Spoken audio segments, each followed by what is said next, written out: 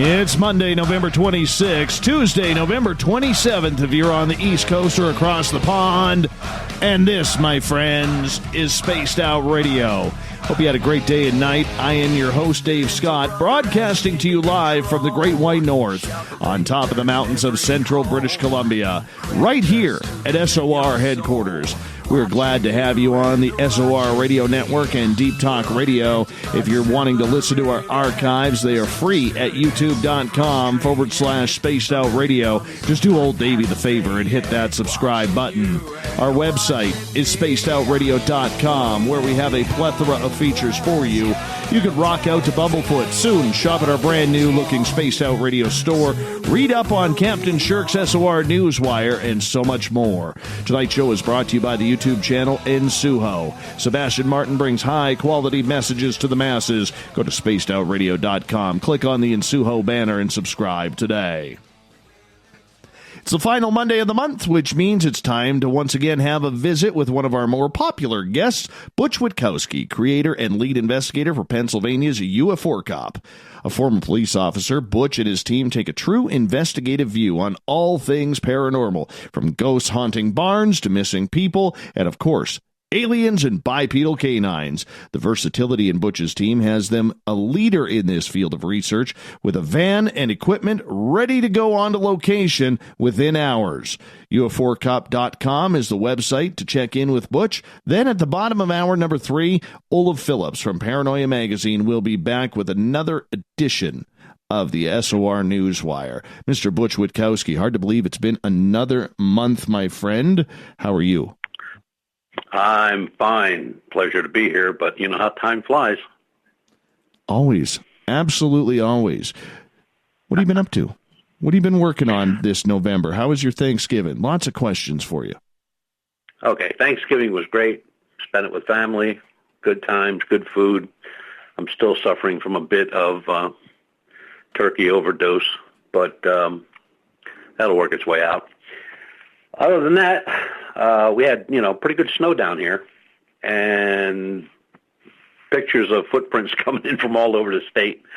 A couple are interesting, and most of them you can tell what they are. They're either a bear or deer track, or, so I've been spending a lot of time going over that stuff.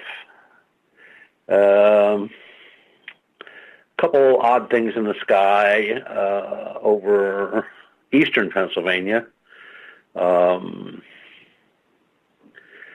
guess you would call it, the way it was described in the photo I have, it looks like a bolide or meteor.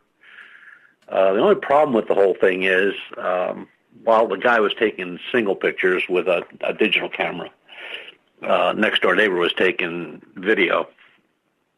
And although I would say, like, hey, great shot of a bolide or a meteor or a shooting star, none of those happened to stop in midair. This one did. Oh, wow. And I said, so how long was it up there? He said, well, the video. He said, look at the timer on the video. He said, not quite a minute.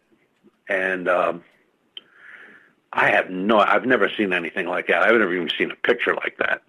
But it was bizarre, to say the least, to see a shooting star, and I'll use that term, a shooting star, to go streaking, because they streak across the sky. It's like a millisecond. This thing was streaking and stopped, and then it proceeded on. And I'm like, no, that's just weird.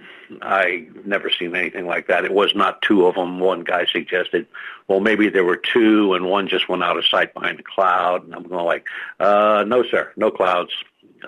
Sky was clear as a bell. I was outside watching all kind of stuff that evening, and if I would have stayed out just about another half hour, I could have probably caught that myself, because it was in the right direction, going from east to northeast. So I have a clear view sky at the house here. That one was weird. I've never seen anything like that. I mean, I've seen orbs, video of orbs. I've seen orbs that have stopped in midair, done a little maneuver here, there, and then continued on. Not at that speed, not at that height. But it was probably one of the better reports that we've gotten on UFOs in a long time. What else do we get? We got a bipedal report. I haven't really gotten into that one yet because I'm waiting on more information on dates and times that this alleged bipedal was seen.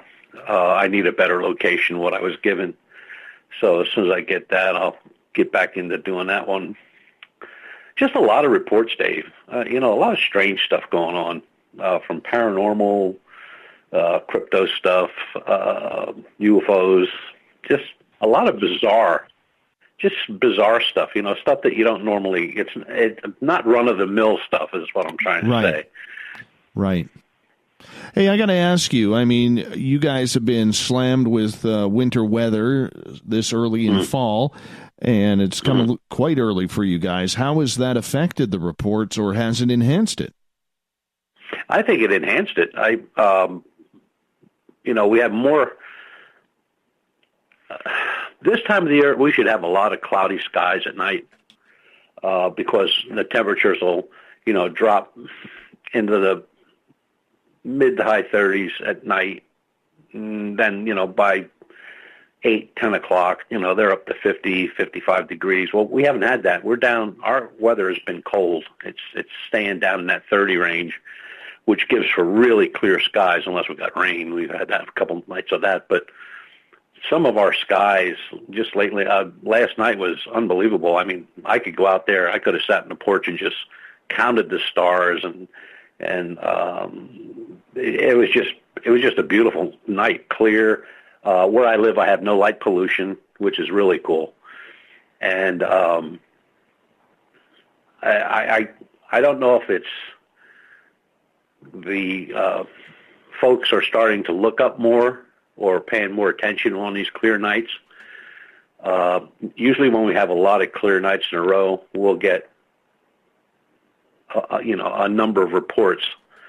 But if I just put the ufology aside for a second, we've got other things going on where we're getting, bipedal reports, strange creatures running around the woods, strange things seen on the highway, along the highways, near hunting camps, and our hunting season is just coming, into motion now. So I don't know what to expect. It's been pretty weird. We usually don't have that many or that much at this point in time, before Christmas. It's usually right after Christmas and, in that January, February that we start getting a lot of reports. But we've been getting them now since October. So looking forward to them, that's for sure. That's really good. That's really good. And when you can get a multitude of different types of reports, it's not just one. It's not just bipedal canines, or it's not just UFOs or ghosts. Right. I mean, when you're running the gamut, that makes it a little bit more fun and a little bit more intriguing as to trying to figure out why that's being caused. Well, we even have 2 abduction cases we're working on, and now they're not around here, so we're using outside investigators and researchers on the deal, and that's another bizarre one that normally you don't get. And when I say that, it's the person has photographed them stuff being levitated above their bed. What? Yeah, that's what I said. They videotaped. They set up a video camera in the bedroom. It's been going on for quite a while, but, really just word of mouth. So they set up a video camera, and you can see them levitating above the bed. Holy cow. That is freaky. And, yeah, that is freaky. And then what makes it even freakier is that when they set the camera up the second time, the camera blew out. It junked. So one of our team members got a new camera to them to, continue what they're doing. Butch, there's been a lot happening over the last couple of weeks here, and I kind of want to go over a couple things with you tonight. And one of them, were you able to catch the NASA Mars Explorer Insight landing today. Yes. Yeah, I was, I had kind of a run-in bet with another investigator. He was going to say, nope, not going to happen. This thing, the Mars Insight lander is going to crash, and that's going to be the end of that. And I just had a feeling that they were going to pull it off, and they certainly did. It was a successful journey. Yeah, I'm pretty excited because one of the NASA scientists came on afterwards and said that one of the missions, or it looks like one of the missions, is going to be to drill down up to 10 kilometers where they believe there is water on the planet. Now, that had never, I don't believe, been announced. I learned that from talking with my behind-the-scenes person, Amy Martin, today, who was just absolutely geeking out over this because she loves everything about space and science, and brilliant lady in regards to it. And, she was blown away that they were talking about trying to find water when apparently that wasn't even supposed to be part of the mission. Well, if you go back into the history or the known history of Mars, they say that at one point, which was probably millions or billions of years ago, there was water on Mars, and it did have a livable atmosphere that it could have supported some type of life on that planet.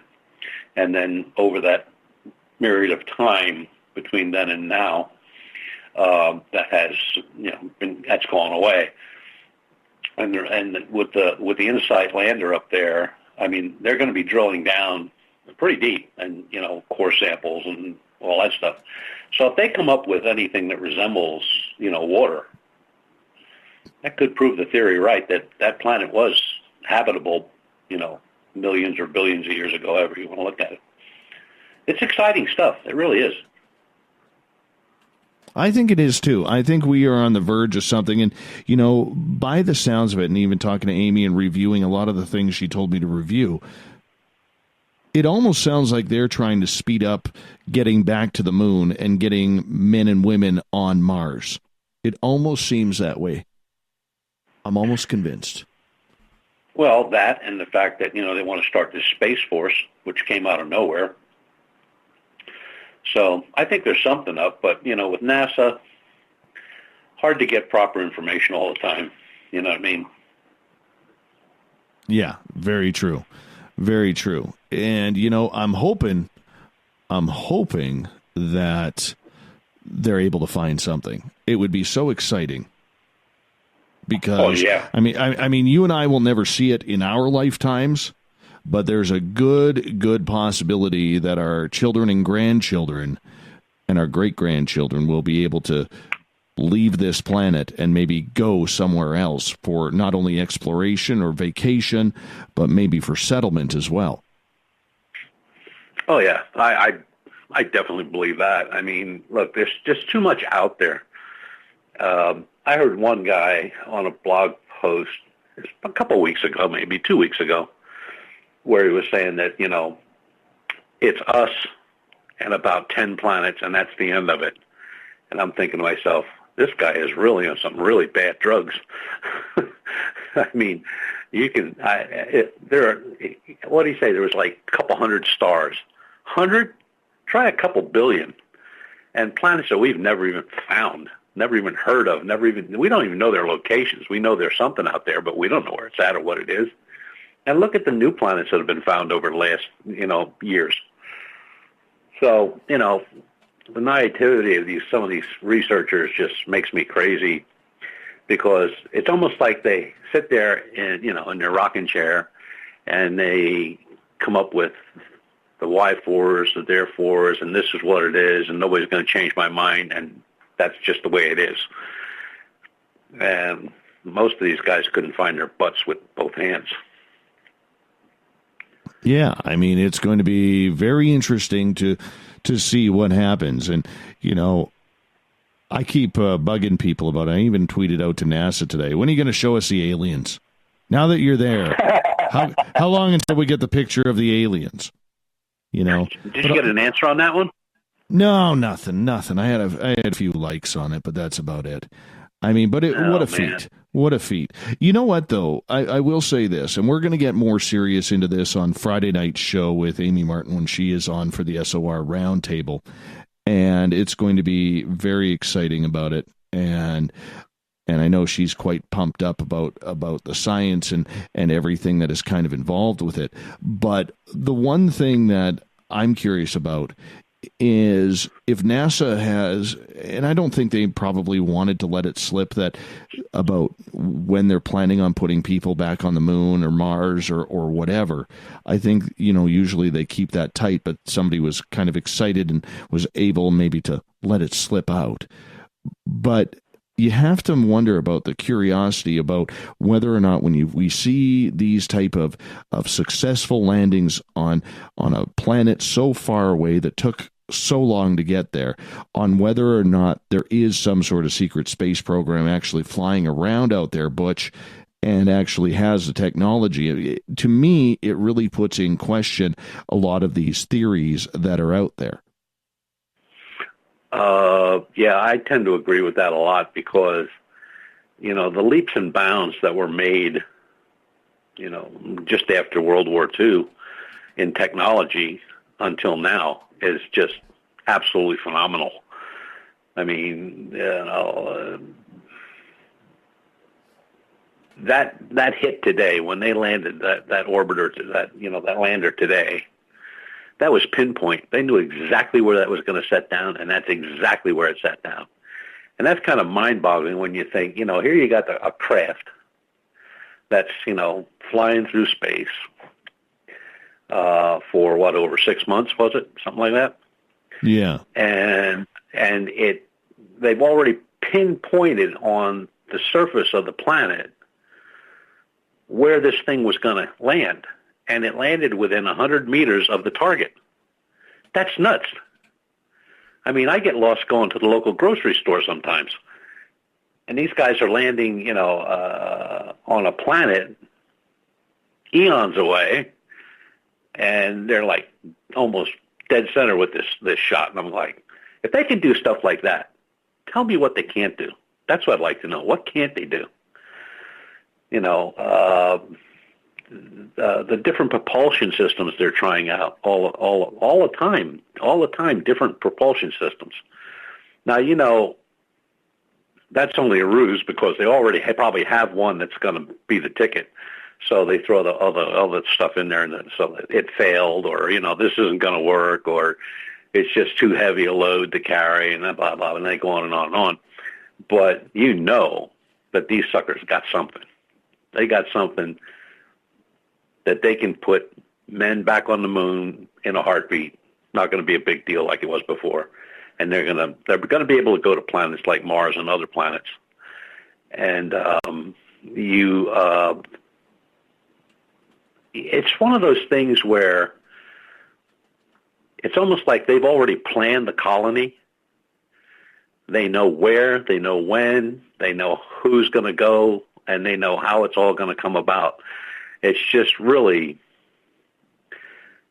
remarkable. It's just beyond remarkable. I mean, it just makes me crazy when I start to think about that kind of stuff. But you said about maybe we wouldn't see it, but maybe our children would or grandkids would. I know I probably won't, and maybe my son won't, but my grandchildren will definitely see that kind of exploration of space. It's going so fast. I mean, everything they're doing now is, there's no mistakes anymore. Like in the very beginning where there were all kind of crazy things happening. Rockets failing, astronauts being fried, falling out of the sky, all this stuff. That stuff doesn't happen anymore. I'm not saying it couldn't, but it doesn't. All these experiments that are carried out on the ISS have all been successful, every one of them. So it is amazing. It's just amazing how they do all this. It totally is. And watching that live and hearing them, Butch, talk about, opening the parachutes at Mach 1.7. I mean, that's 1,400 miles an hour. or pardon, 1,100 miles an hour, give or take. Mm-hmm. Well, it's not a nylon chute. It's not. I mean, it's not a chute like you or I would jump out behind. The flat earthers right now are going crazy. You know that. Oh yeah. Well, yeah. The flat earthers. You mean the flat earthers from all around the globe? Yeah, from all around the globe. We got one in our chat room. We got one in our chat room. Okay. But you got to realize he's from Saskatchewan, where everything is flat. His dog never runs away because he could see him for miles, right? That's right, Ronno. I went there. That's right, Ronno. I went there. But no, on the flip side, I mean, NASA has to be commended for this. I mean, they've had a lot of snafus over the years. They've been the butt end of a lot of jokes, but today was a big day. Today was a very big day for NASA. And, you know, those men and women watching them stand up and cheer, a few of them had tears in their eyes when everything was going on. I respect that. I respect that, you know, when people get to see their hard work pay off the way it did today for NASA, I think that's a good thing. Well, it's a good thing for all of us. I mean, when NASA succeeds, we succeed. It's just like when they fail. I mean, we felt bad. Tears were shed. You know, hearts were broken. Families were decimated. But when they've had their triumphs, everybody's been right behind them. But that's pretty much just the American way. I mean, and I not just the American way. I think people all over the world would feel that way. I know that I read an article. It wasn't a very big article. I'm hoping they put more on it. Japan right now is working on a 2-man colonization capsule that would orbit the moon for, I think it said 30 days, and then this capsule would be placed on the moon, and the next 2 guys or 4 guys up would live in this for X number of months. But I'm wondering to see and hoping to see that go forward, see how it works. Well, as we go to commercial here at the bottom of the hour, Butch, we can always trust the Russians, too, who are now talking about going back to the moon to see if the Americans actually made it in 1970. But we digress. Butch Witkowski's Strange Days happens the final Monday of every month here on Spaced Out Radio. We'll be back with more Butch Witkowski. We're going to talk a little Bob Lazar right after this.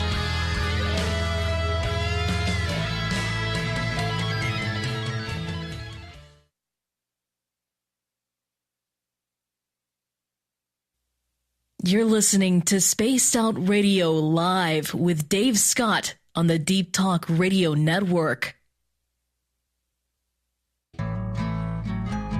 Looking for a place to advertise at a very reasonable cost? Look no further than Spaced Out Radio. SpacedOutRadio.com has an advertising tab that you can click to check out our daily, weekly, and monthly packages to play on the radio, or our website including social media. From commercial spots to banners, we have it all. Check out our competitive pricing today.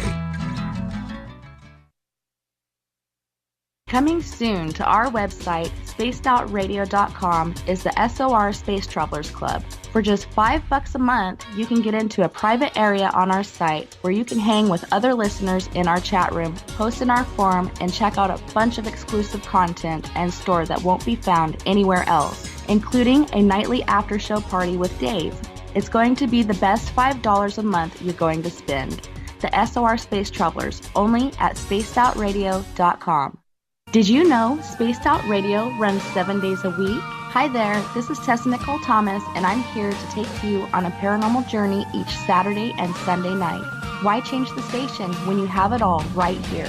Together, we'll hang out and share some strange and scary stories. And don't forget, we have Psychic Sundays as well, so come tune in Spaced Out Weekend. We get going at 9 p.m. Pacific, midnight Eastern, only at spacedoutradio.com, where we own the night. We're bringing scientific thought to the paranormal. Hi there, this is Spaced Out Radio scientist Chris Cogswell. Join me, Chris Zuger, and Dave Scott the second Wednesday of every month, where we break down the who from the woo when it comes to everything paranormal. We'll investigate and try to bring sensible answers to those straight and sometimes outlandish questions people have. Hey, not everything has an answer, but we'll do our best. Listen in to Reality Paranormal only on Spaced Out Radio. Hi there, this is Geraldine Orozco from San Francisco's Bay Area Meditation. I invite you to join me the first Tuesday of every month with Dave Scott for Spaced Out Radio's The Spiritual You. In this fast-paced world we live in, it's time for you to take some time for you. We'll cover every possible subject from powerful meditation to healing techniques to your own intuition and spirituality. So come join us for The Spiritual You. So, you love talk radio? Then you'll love TalkStreamLive.com. TalkStream Live is always on, 24/7, with the best streaming talk shows. Find your favorite talkers and discover some new ones. It's free, readily available online or on mobile with any smartphone or tablet. Finding your favorite talk shows all in one place has gotten a whole lot easier. Just go to TalkStreamLive.com. Be sure to download the free apps from Google Play or the iTunes App Store. You know, it's hard being the bad man of ufology, but that's just the way that I like it. This is Chris George Zuger, and I'll be hanging out with Dave Scott and SOR scientist Chris Cogswell for Reality Paranormal, the second Wednesday of every month. And our job is to break it down and come to conclusions as to what is really going on in the supernatural world. I'd love for you to join us right here on Spaced Out Radio. Are you intrigued by Paranormal Talk Radio? You'll love the new Paranormal Radio app from TalkStream Live. You'll find a great selection of talk shows covering UFOs, ghosts, strange phenomena, and much more. Download the Paranormal Radio app now and start listening to the very best in paranormal talk entertainment, including the network you're listening to right now. The Paranormal Radio app, free in Google Play and the iOS App Store. Visit purpleplates.com today. For over 40 years, the Purple Energy Plates have been delivering amazing results for their many customers. Inspired by the great genius Nikola Tesla, the harmony, healing, and energetic effects of the plates have proven over and over to be beneficial and often miraculous to thousands of customers. Check their site for daily specials and choose from their many energy products. You won't be sorry. Visit them today at purpleplates.com. You hear footsteps in the empty room above you. A rocking chair begins rocking by itself. Don't be afraid of the things that go bump in the night. Reach for Spirit Storybox, the iPhone app the Huffington Post UK called the only ghost hunting app you will ever need. Spirit Storybox. The spirits are telling their stories. Are you listening? A timepiece is a reflection of who you are, and what better way to show off the real you than with an Escape watch? Escape is a lifestyle brand accessorizing your days and nights. Choose to escape and create the life of discovery that you deserve. Dream, play, unite with your own personalized Escape watch. Head to escapewatches.com. There is no time like the present to enjoy your escape. Use promo code SMF2017 for your 20% discount today. Heading to Vancouver and looking for a night on the town? The Moose Vancouver is the bar that never stops rocking until 2 a.m. every night. The Moose has great food with everything on the menu from $6.95 to $8.95. Fantastic, vibrant staff and rock and roll that will bring you back to when the music was real, the hair was long, and the guitars were rocking. Get your party on at the Moose Vancouver, the official party bar of Spaced Out Radio. Are you tired of being blocked, shadow banned, or placed in jail for simply posting your thoughts on social media? Social Media Freedom can take care of that for you. Social Media Freedom is the newest and one of the best free new apps that allows you the freedom to post what you want, when you want. It takes seconds to download from your app store. Come join the tribe at Social Media Freedom. It's time to set yourself free. Hello, this is your guitar man, Ron Bumblefoot Thal, and I have to tell you, I love the response I get for Little Brother is Watching from Spaced Out Radio fans. It's amazing how music can inspire and make people think deeper about what's going on in the supernatural world. You can head over to my website, bumblefoot.com, to check out my music, my guitar workshops, my touring, even check out some of the hot sauces that I'm working on. And make sure you keep on listening, because with Spaced Out Radio, you know Little Brother is watching.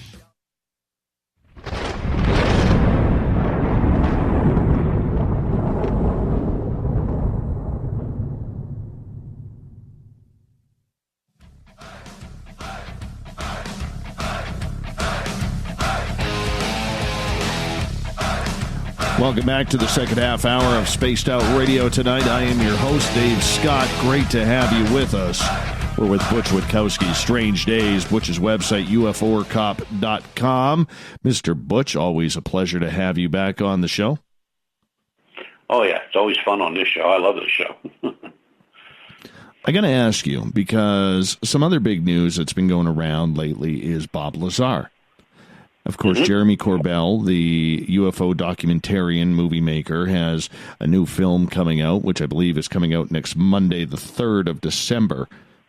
And it's all about the story of Bob Lazar and what happened with him. Was he real? Was he fake? Was he, some sort of PSYOP type project? What's your take on that? Well, when I very first heard the story a long time ago, it was mainly coming from John Lear. And, he was swearing and declaring that, everything that he checked out on Bob Lazar was true. And then it kind of died off for a while, and then it was picked up by a couple other commentators. But, when the government all of a sudden injected itself into the conversation out of the blue and said that, no, he never worked here, this, that, and the other thing, and then Lazar, shows up with his identification badge, his payroll, all that stuff, kind of made the government just shut up and go away. I don't have enough evidence to say that everything he said or did was true. I just don't have that type of information. But I think his story, from beginning to wherever it ends up, I do believe he worked there, and he did work on probably backing up foreign information from planets or peoples unknown. His story never changed. That was another thing. Usually when these stories fly about, there's always a change somewhere, like not so much a missing date or a date's wrong or a time is wrong, but, a sequence of events turns out to be either ass backwards or, just totally not believable. He's never had any issues like that. So basically, I guess what I'm saying is, I believe the guy. I just don't know all what he was involved in with back engineering and stuff like that. But I believe him. I believe his story. I'll tell you why I believe it.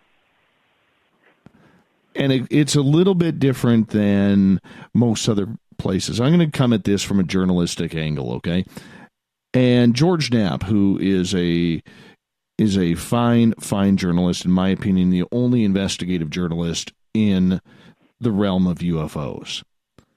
When you bring a story to your news editor and say, I got something about Area 51, S4, UFOs, your news director is going to laugh at you. He's going to laugh hard, and if you've worked in a newsroom or know any news directors or news editors, they'll tell you. You bring that story to your news editor, they're going to be like, no, that's not going on the air. George would have had to fight to get that on the air.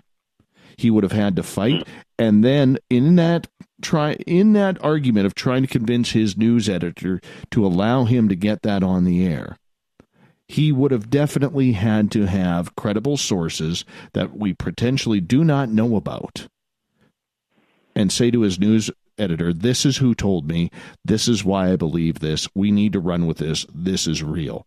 before convincing the editor. Because as a reporter, and George has even said this, he's taken a lot of flack over this from colleagues around the world. And to stand by his story, I mean, we can't look at this in 2018 terms. You have to go back to 1989 terms, okay, where there was no internet. There was no people weren't as crass as they are today. And people still believed reporters. But news directors really haven't changed. They haven't. And their style is still the same. You have to convince. If you got a weird, strange story, you need to convince with all your might to get that story out. And if George would have failed on that story and it ended up being a complete whitewash and a complete hoax, he wouldn't have a job at KLAS. He'd have been done. He'd have been working in small town, Wichita or Kansas or Arkansas, or name the state, way up in Alaska, wherever. He would have been buried. Covering high school football games. Exactly. He would have been absolutely buried in his career, or he'd be selling cars or vacuums or something along those lines. That's the way it works. So the fact that he would have definitely checked his sources, because he's not going to go on Lazar alone. He's not going to go on John Lear alone. All right. And I forget, was it Gene Huff? Was that the third one? Yes. The third guy? He's not going to go on that alone either. He needs something bigger than someone's word. So when he goes to put Dennis, which was Bob's alias when he was, behind the curtain, so to speak, or blacked out, so to speak, he would have had to have some credible source to say this guy is legit. This is the real deal, rather than just running on it on prime time. That just doesn't happen in the news. Didn't happen back then. Certainly is not going to happen now. So when I look at that and I think, okay, this man, George Knapp, who doesn't know this Bob Lazar guy from Adam, is going to try and risk his entire career, his livelihood, his family's livelihood on a bunk UFO story. That's not going to happen. And that's why I believe it. Well, when the story first came out, I mean, nobody believed a word Lazar was saying. Nobody. With the exception of, a handful of people that thought like maybe. But as time went on, in a very short period of time, by 1991, I mean, everybody knew who Bob Lazar was.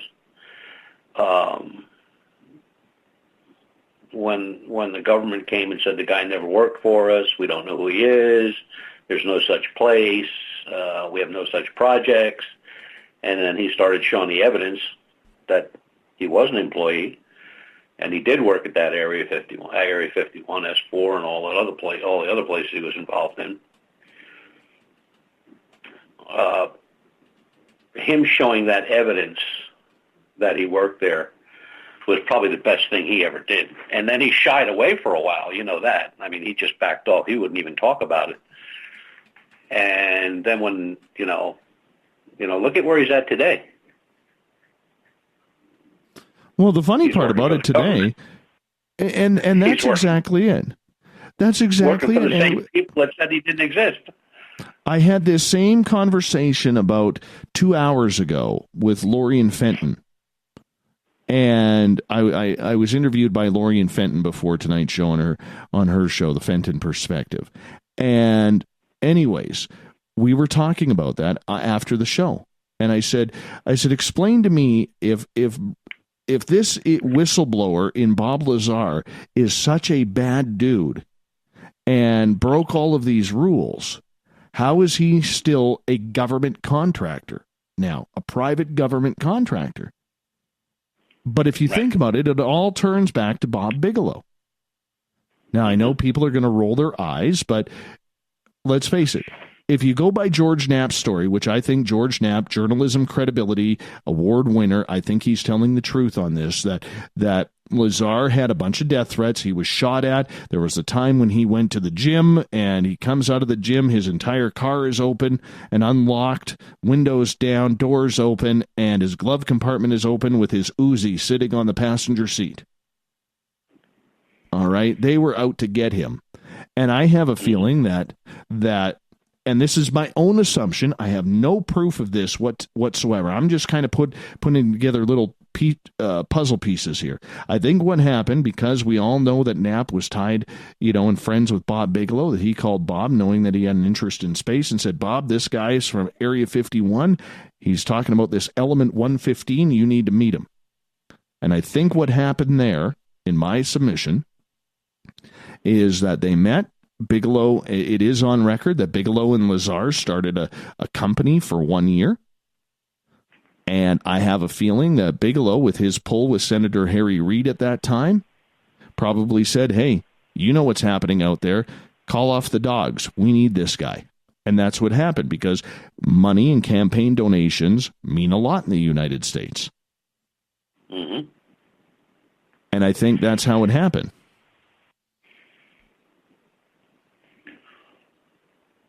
Well, I don't know.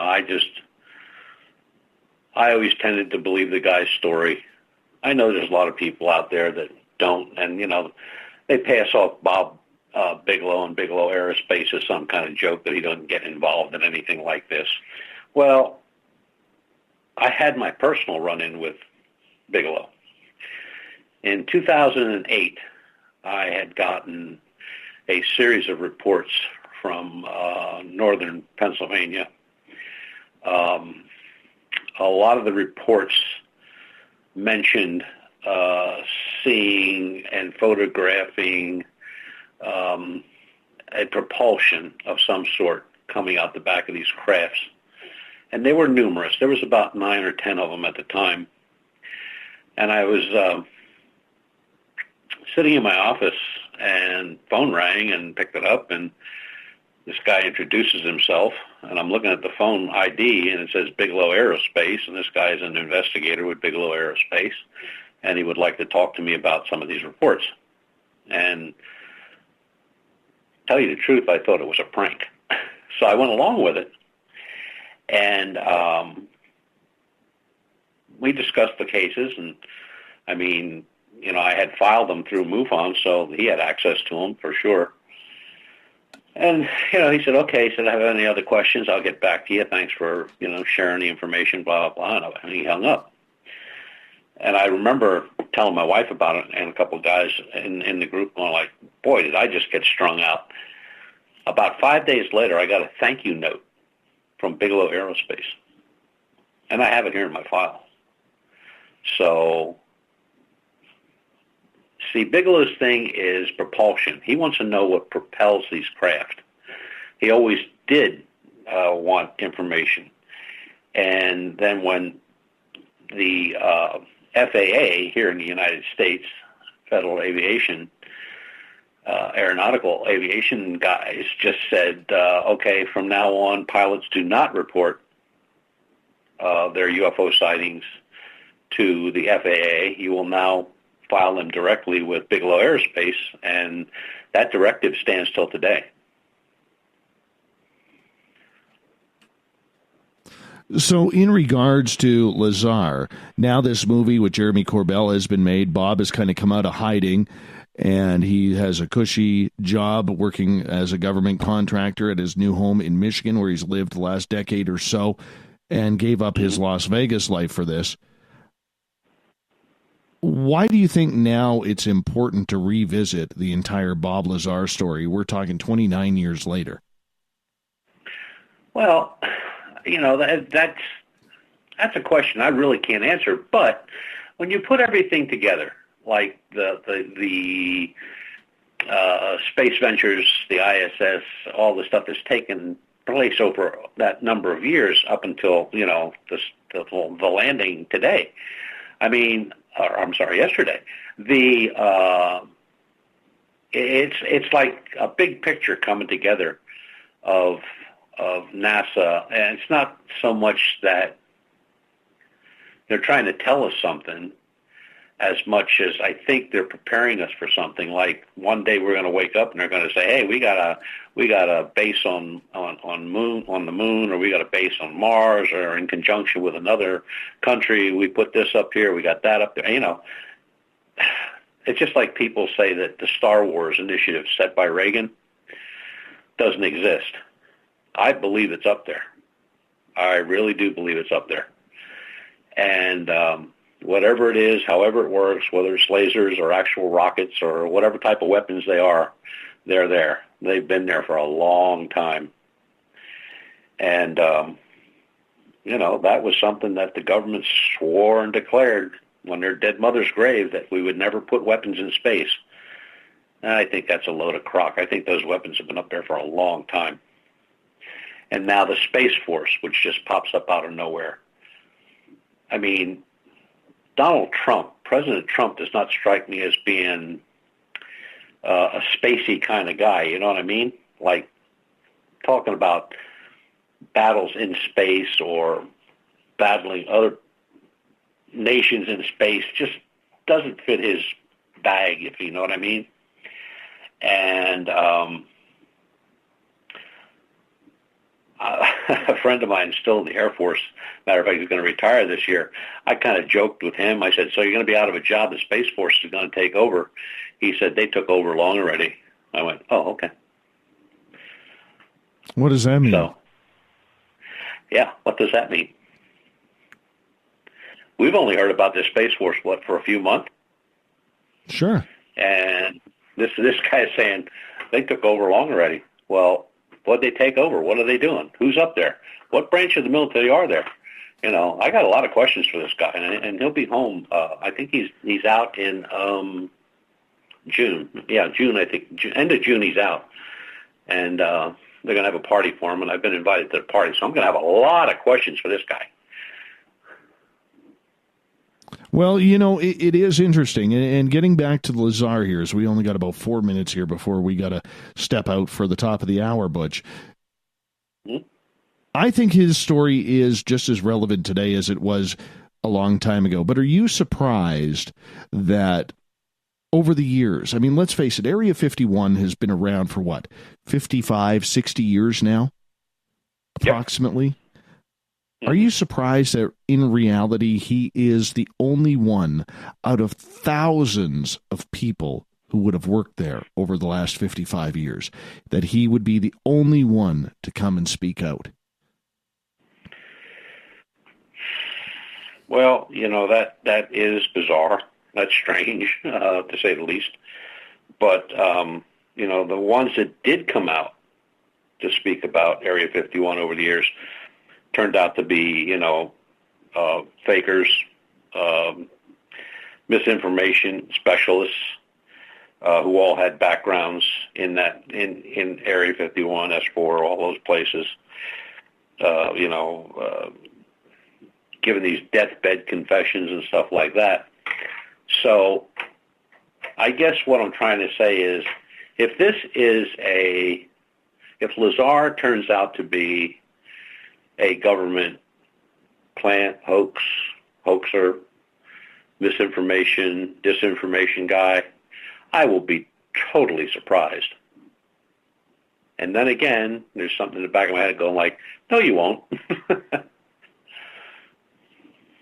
Yeah, I'm very curious to see where it goes. I really am. But I think it's important to have some sort of talk with people who are involved with this. I think that there is more to this story that hopefully comes out with this movie. I haven't seen the movie yet.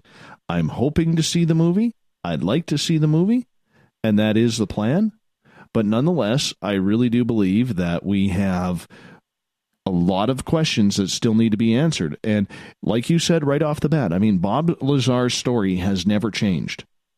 You can go listen to the 1989 version, or you can listen to the 25th anniversary version on Coast to Coast or wherever it is. His story has never changed. And to me, that means a lot. That says a lot. Yeah. You know, like I said earlier on, if his story fluctuated back and forth, or dates changed, or scenarios changed and how this happened or what happened there or who was involved with this or who was involved with that, that skepticism would stay right with you. But with him, it's never changed. It's been the same story from day one, and like you said, till probably if you questioned him today, you get the same story. It wouldn't change. Oh, I fully agree. And add to the fact that George Knapp literally put his entire career on the line. That's why I believe him. Because it doesn't make sense. Well, that and John Lear, who took a real beating, from everybody about his belief in Lazar, till this day, he wouldn't change a thing. Yeah. I fully agree with you. And there's just too much consistency. Much consistency in the story. But I still take it back to you can choose to believe or not believe Bob Lazar. You can choose to believe that George Knapp has been infiltrated by groups like To the Stars or Bob Bigelow or whomever. But back in 1989, when he knew nothing about UFOs, was not following them, didn't care to report on them, nothing, to all of a sudden have this story fall in his lap, he did his due diligence. He wouldn't put his career on the line. That's just journalism 101. Well, these investigative journalists, whether radio, television media, or print media, what doesn't matter. I mean, ufology, cryptozoology, that's all a pseudoscience. Never changed. And like you said, this guy stuck his neck out big time. And on that note, back in Butch, on that note, I'm going to have to cut you off. We're going to have to go to break here. Butch Witkowski's Strange Days continues with hour number 2 with Big Bad Butch, the man, the myth, the paranormal legend himself. We'll be back with more after this. Looking for the stories of the strange and weird that you will find hard to find anywhere else? Check out the SOR Newswire on our website. Our writers, led by Captain Shirk, are scouring the world for the oddest and most bizarre stories we can find. Everything from weird crime to suspenseful and paranormal. We're working hard for you to bring you the most intriguing news of your day. Check out the SOR Newswire at spacedoutradio.com today. Every night on Spaced Out Radio, we have places for you to hang out. Hi, this is Carl. Join our SOR Space Travelers group on Facebook for live chat. On Twitter, using hashtag Spaced Out Radio. You can also join us in our Spreaker chat room. Check us out on Instagram at Dave Scott SOR. All of our archives are free on YouTube at Spaced Out Radio. By the way, I'll be watching you at your window until you do. Bye! You're listening to Spaced Out Radio Live with Dave Scott on the Deep Talk Radio Network. On the first Tuesday of every month, I encourage you to come along for a journey with me, Geraldine Orozco, on The Spiritual You. Together, we will take a look at how to access the highest expression of yourself and change your life. Consciousness, ET contact, health, and wellness, we can talk about it all. So come along for a spiritual ride with me, Geraldine Orozco, on The Spiritual You, only on Spaced Out Radio. It's hard being the bad man of ufology, but that's just the way that I like it. This is Chris George Zuger, and I'll be hanging out with Dave Scott and SOR scientist Chris Cogswell for Reality Paranormal, the second Wednesday of every month. And our job is to break it down and come to conclusions as to what is really going on in the supernatural world. I'd love for you to join us right here on Spaced Out Radio. Get your horns up with me on Spaced Out Radio. This is Ron Bumblefoot Thaw. Come tune in to SOR where you can hear me rock out with Little Brother Is Watching, the official theme song of Spaced Out Radio. And then come on over to bumblefoot.com where you can find out about my tour schedule, my music, and everything else. Bumblefoot.com keeps you up to date on what I'm doing and the best way to stay in touch with my music and music camps. Sign up for my newsletter at bumblefoot.com and remember, Little Brother Is Watching. Do you want to know what's really going on in your world? Do you have questions about who you can trust in the mainstream media? Then look no further than the Rebel Planet. Come get the straight answers right here at spacedoutradio.com. Join me, Jamie Sexton, creator of Rebel Planet News, as I fill you in on the stories behind the stories. All you truth seekers, be sure to tune in to Rebel Planet on spacedoutradio.com the third Thursday of every month. Find your escape where time has no limits. It's about living today and cherishing the heritage of yesterday. A spirit of adventure for what is new, with the nostalgia of the past. Your timepiece is a reflection of who you are. Life surrounded by beauty from the world around us to the soul within. EscapeWatches.com. There is no time like the present to enjoy your escape. Use promo code SMF2017 for your 20% discount today. We are getting ready to relaunch the SOR Space Travelers Club at spacedoutradio.com. For $5 a month, you can join us for a plethora of features found nowhere else. Hang out in a private chat room during the show and after party. You can check out some exclusive content and a store specifically for you, as well as a private listener forum where you can post your thoughts, stories, and pictures. The SOR Space Travelers Club, coming soon to spacedoutradio.com. Looking for a place to advertise at a very reasonable cost? Look no further than Spaced Out Radio. SpacedOutRadio.com has an advertising tab that you can click to check out our daily, weekly, and monthly packages to play on the radio, or our website including social media. From commercial spots to banners, we have it all. Check out our competitive pricing today. The freedom to post what you want, when you want. That's the social media freedom you need. Social Media Freedom is the free app in your app store. No need to worry about going to jail or being shadow banned any longer. It's the freedom to say what you feel. The freedom to know Big Brother isn't watching.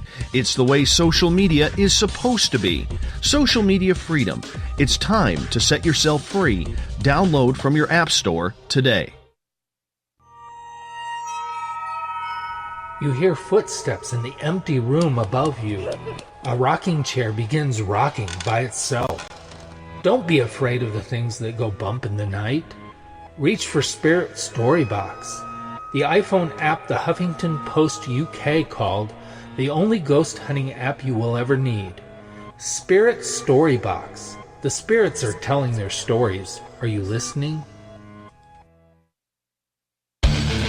The Call of the Wild is in Vancouver. The Moose Vancouver is one of the hottest bars and restaurants in the city. Open until 2 a.m. nightly, the Moose will rock you like a hurricane all night long. Great food with everything on the menu at $6.95 near the corner of Nelson and Granville. Get your horns up and come rock with us. The Moose Vancouver, the official rocking bar of Spaced Out Radio.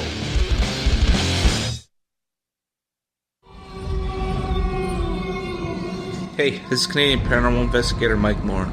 The third Wednesday of every month, I'll be teaming up with Dave Scott to bring you Ghosts of the Great White North. Each month, we will bring on guests from across Canada to discuss their ghostly encounters. Canada is a paranormal hotbed with stories you've never heard, so we're going to bring them to you. So get comfy on your Chesterfield, grab a donut, and join us, eh? Visit purpleplates.com today. For over 40 years, the Purple Energy Plates have been delivering amazing results for their many customers. Inspired by the great genius Nikola Tesla, the harmony, healing, and energetic effects of the plates have proven over and over to be beneficial and often miraculous to thousands of customers. Check their site for daily specials and choose from their many energy products. You won't be sorry.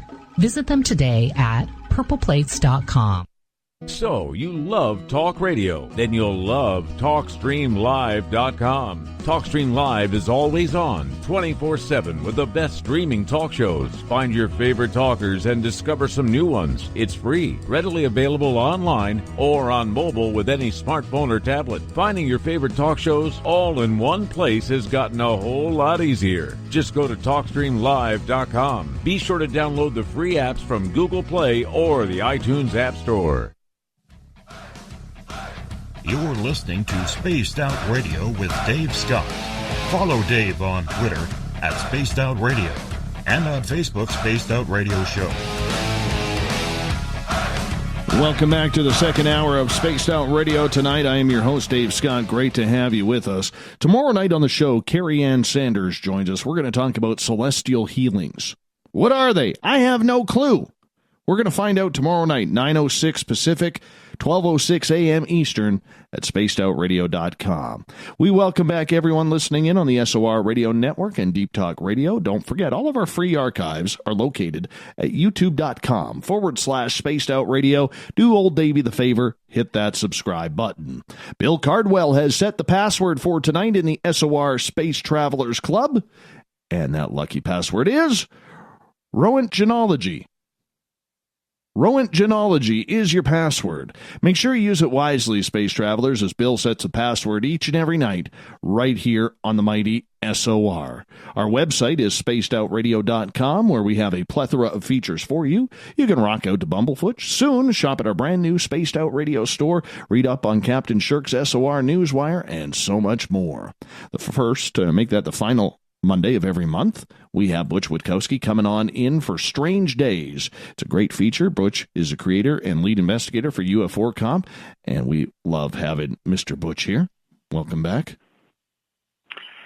Always glad to be back. Always.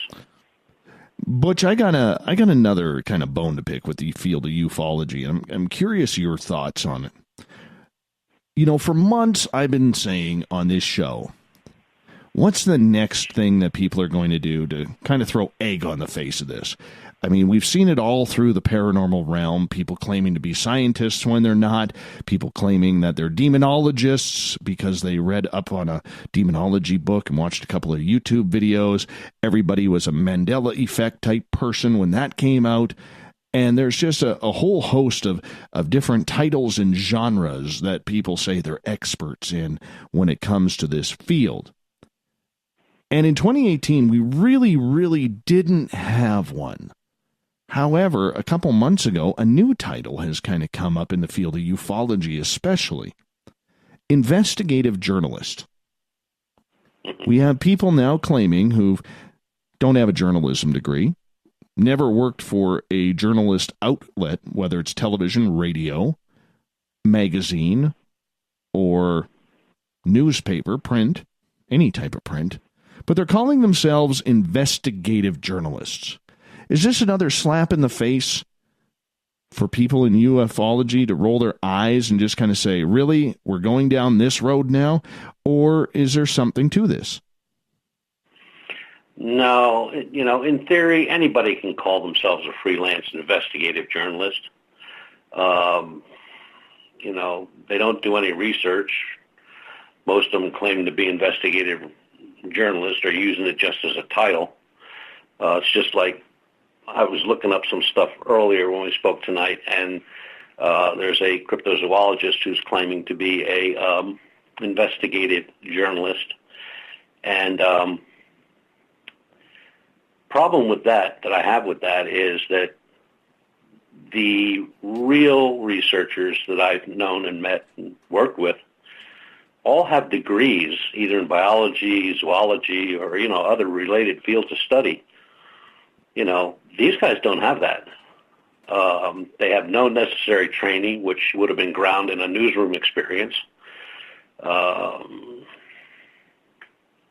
just a title.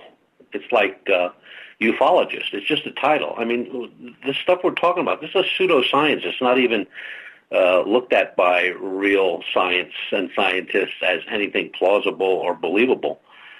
So, you know, that's like when somebody, or I'll be reading something, or I'll go to a conference and somebody's introduced as an expert in the field of ufology, or the expert in the field of cryptozoology, or the paranormal, or demonology, or whatever. There are no experts. How would you have an expert in a pseudoscience where you have no proof? It's not like they're standing there with, you know, a Bigfoot sitting on a chair next to them. Nobody's ever proven they even exist. Now, to have somebody, you know, put something behind their name, I don't get it. I see a lot of people sign emails to me, or I see other things where they say they're a researcher or an investigator. I can understand that. That's very plausible. That's what they are. But expert, no way. And investigative journalist? So what school of journalism did you graduate from? What newspaper did you work for? What type of media were you involved in that you got this massive amount of experience where now you can go out and claim to be a freelance investigative journalist? I think it's just a load of bunk, and it just adds to the giggle factor when you talk about the different pseudosciences.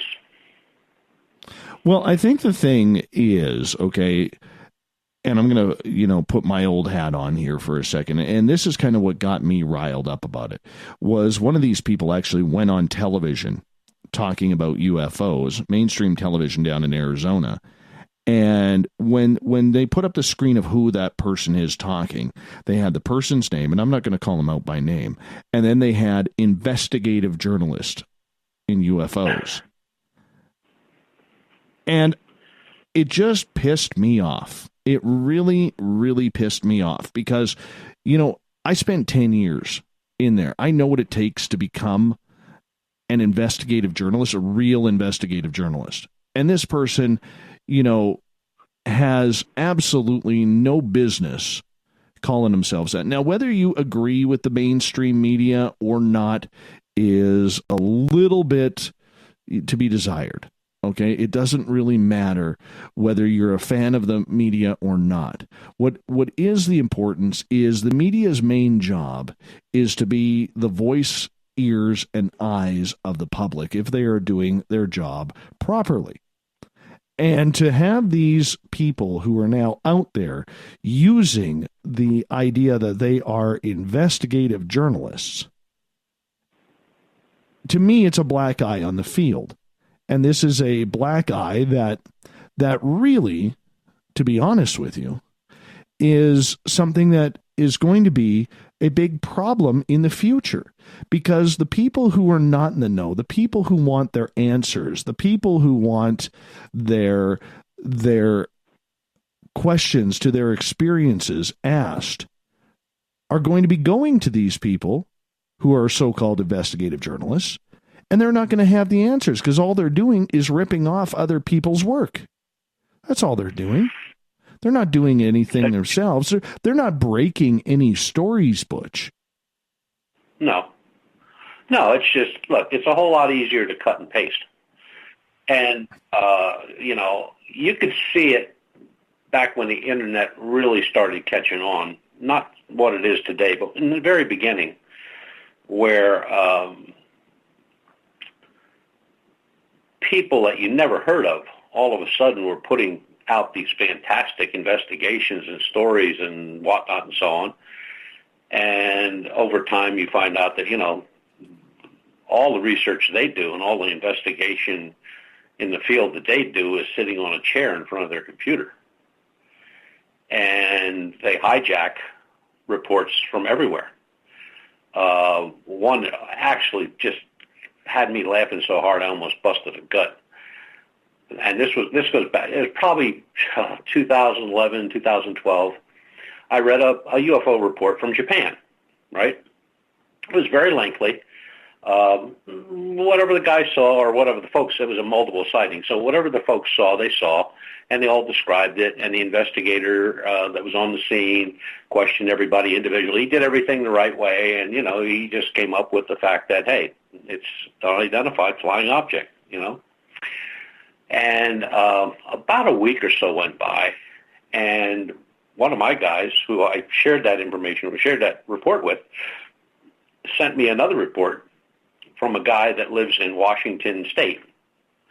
And he took that report and took all the Japanese and all that stuff out of it, where it took place, when it happened, all this stuff, changed the date, the time, the location, and had this big thing up. Next thing I know, this guy's on like 3 radio shows in 1 week describing this investigation that he completed.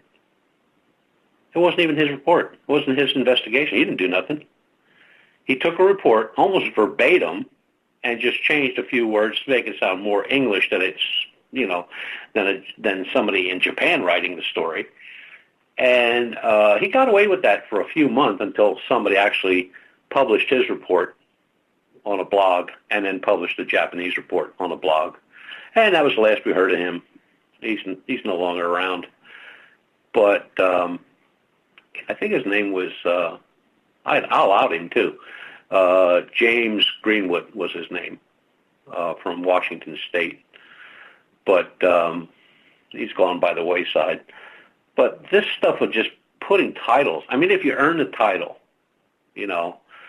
like, you've been doing Bigfoot research all your life. You have 30 years of Bigfoot research.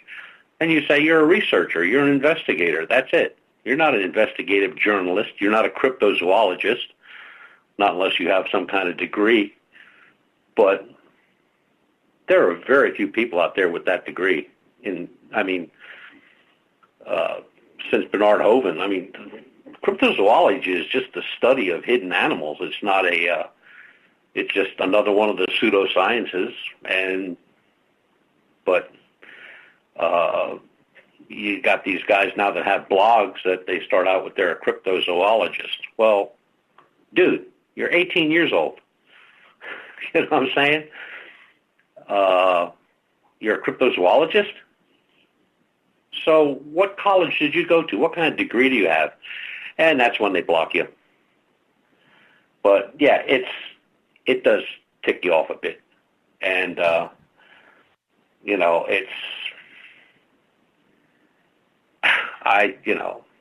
I gave up flying off the handle with stuff like that because people are what they are. There's some of the blogs that I used to look at, were interesting for the first one or two, and then you found out it was all BS. Or their brother was on the phone, on his cell phone out in the garage, calling in a report on the air. That kind of stupid stuff. But I look at it this way. There's enough good researchers out there, both here, overseas, in Canada, down south, in South America, overseas. There's a lot of good researchers, a lot of good investigators out there, and I would never demean them. But these clowns that, put titles behind their name and they have nothing to show for it, or they don't do anything, or they don't go anywhere. They don't know anything. And all they do is copy and paste other people's reports. Yeah, it does pee you off every now and then, but I'm at the point now where I just don't even look at this stuff anymore because you pretty much know who they are.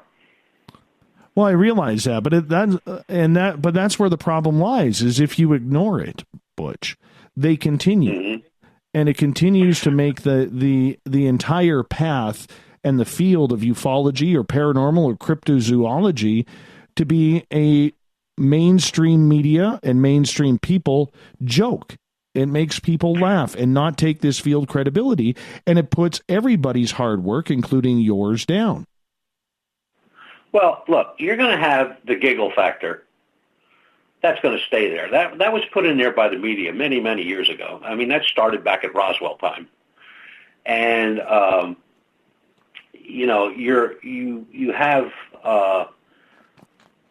over time, over all these years of investigation and research, that field that was very narrow in the beginning, and then there's an explosion of everybody was a ufologist, everybody was a cryptozoologist, everybody was a demonologist, everybody was a paranormal expert. That all fell apart. It's down to the point now where some of these new shows that have come on TV, the paranormal, especially the paranormal stuff, the Bigfoot stuff already fell by the wayside. So you got the Bigfoot stuff, and people aren't that gullible anymore. They excuse me. They have they can see through this. What takes me right away to a scene from one of the I think it was one of the monster Bigfoot monster things that were on TV, and where they're shooting at a creature in a lake. They're shooting up a storm. But you know what? The water's not moving. So they're shooting blanks. You know, or you hear one guy go like, "Move, you're in the road of the camera." Look, we go out in the field. We don't have anybody following us around with a camera. That doesn't happen. We're sitting there and it's cold and damp and snowing or raining or hotter than hell, you know, roasting hot dogs because nobody brought rolls, and then bitching and moaning about that for about an hour and a half or 2 hours, and then getting up and going back into the bush. I don't bump into these people. I don't run into them. They're not out there. They have no idea what they're doing. It's just, like I said, it's cut and paste. They'll take a report from you. They'll take a report from me. They'll take a report from somebody in California. They'll take a report from somebody in Florida, and they'll concoct a report. And they put their name on it, like they did it. They were there. And it's just, believe me and trust me on this one, it does come back to bite them. Somebody always opens their mouth, and somebody always spills the beans. And then that's the end of it. You don't hear of them anymore. They go away. I know that the individual you're talking about, and I'm not going to out him either, but I'll tell you this, it won't last. It won't last. I mean, people know the individual. People know what he does. People know, but most importantly, people know what he doesn't do. And that's investigating research. And, you know, I'm reading a lot of the comments in the chat room, and there's a lot of people, you know, basically, and I'm paraphrasing here, saying anybody could be an investigative journalist today with the internet, because all you need to do is write something down. And technically, that could be true. But there's a huge difference between a vlogger, a blogger, and an actual journalist who is seeking out questions from sources, proper sources. I'm not saying your neighbor next door who had a UFO sighting and whose brother's cousin's uncle's aunt worked for NASA back in '63. I'm not saying that. It's about building a rapport. It's about building a reputation. It's about building concrete trust with someone, whether they are an athlete, a movie star, in the mob, a politician on a national level, a state or provincial level, or a civic level.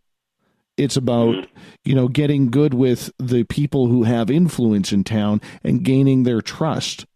It's about, you know, allowing your sources to be protected at all times. Real journalists, investigative journalists, have gone to jail for things like that. They've wound up dead for things like that. You don't believe me? Go look at it. Go look at it. It's only been the last 5-10 years where the media has really become a mockery. Maybe 15 years that it's become a mockery and a little bit of a joke. But there are real reporters out there.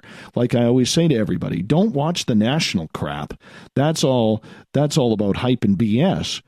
Go to your local newscast. That's where the real reporters are.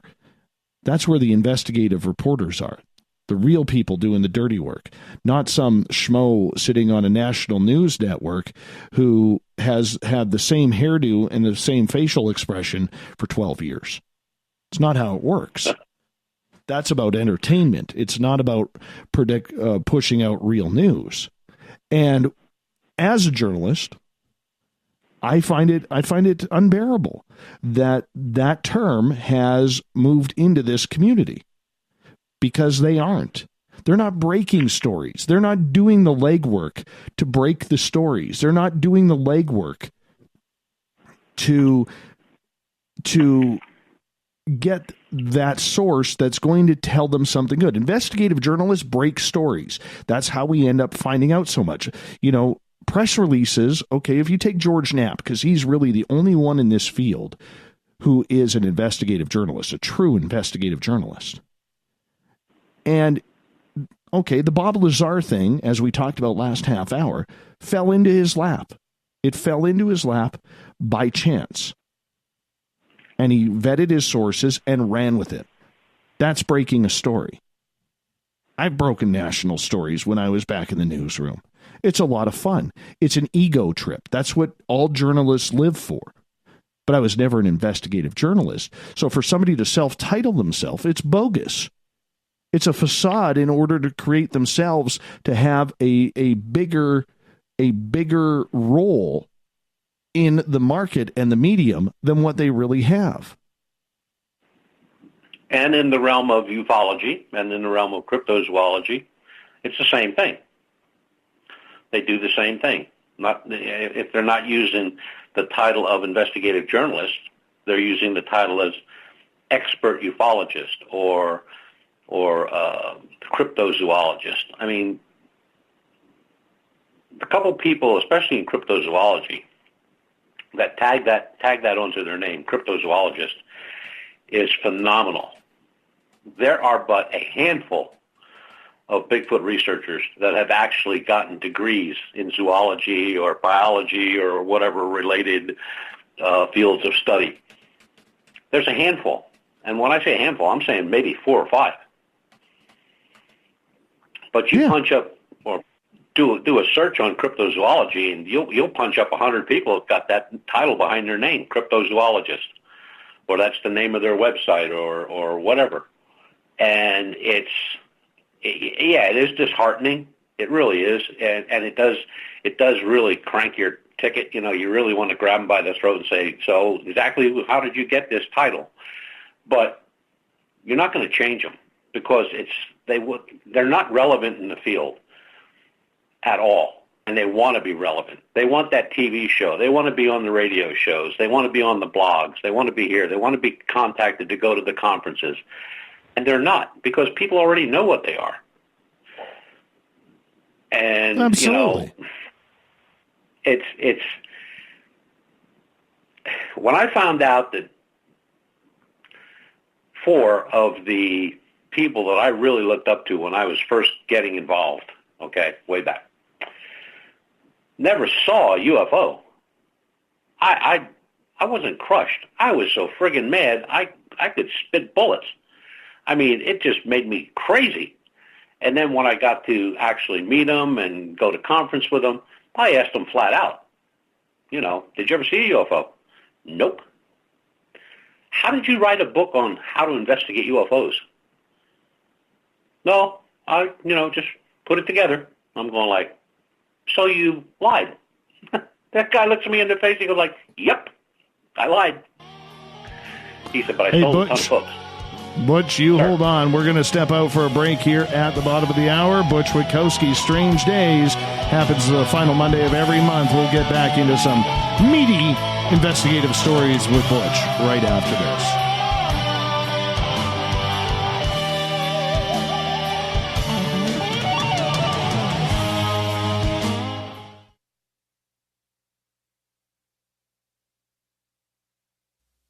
You're listening to Spaced Out Radio Live with Dave Scott on the Deep Talk Radio Network.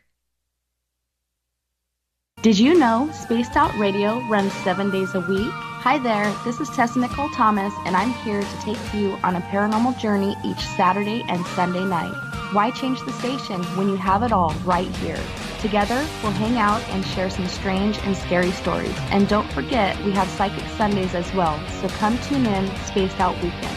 We get going at 9 p.m. Pacific, midnight Eastern, only at spacedoutradio.com, where we own the night.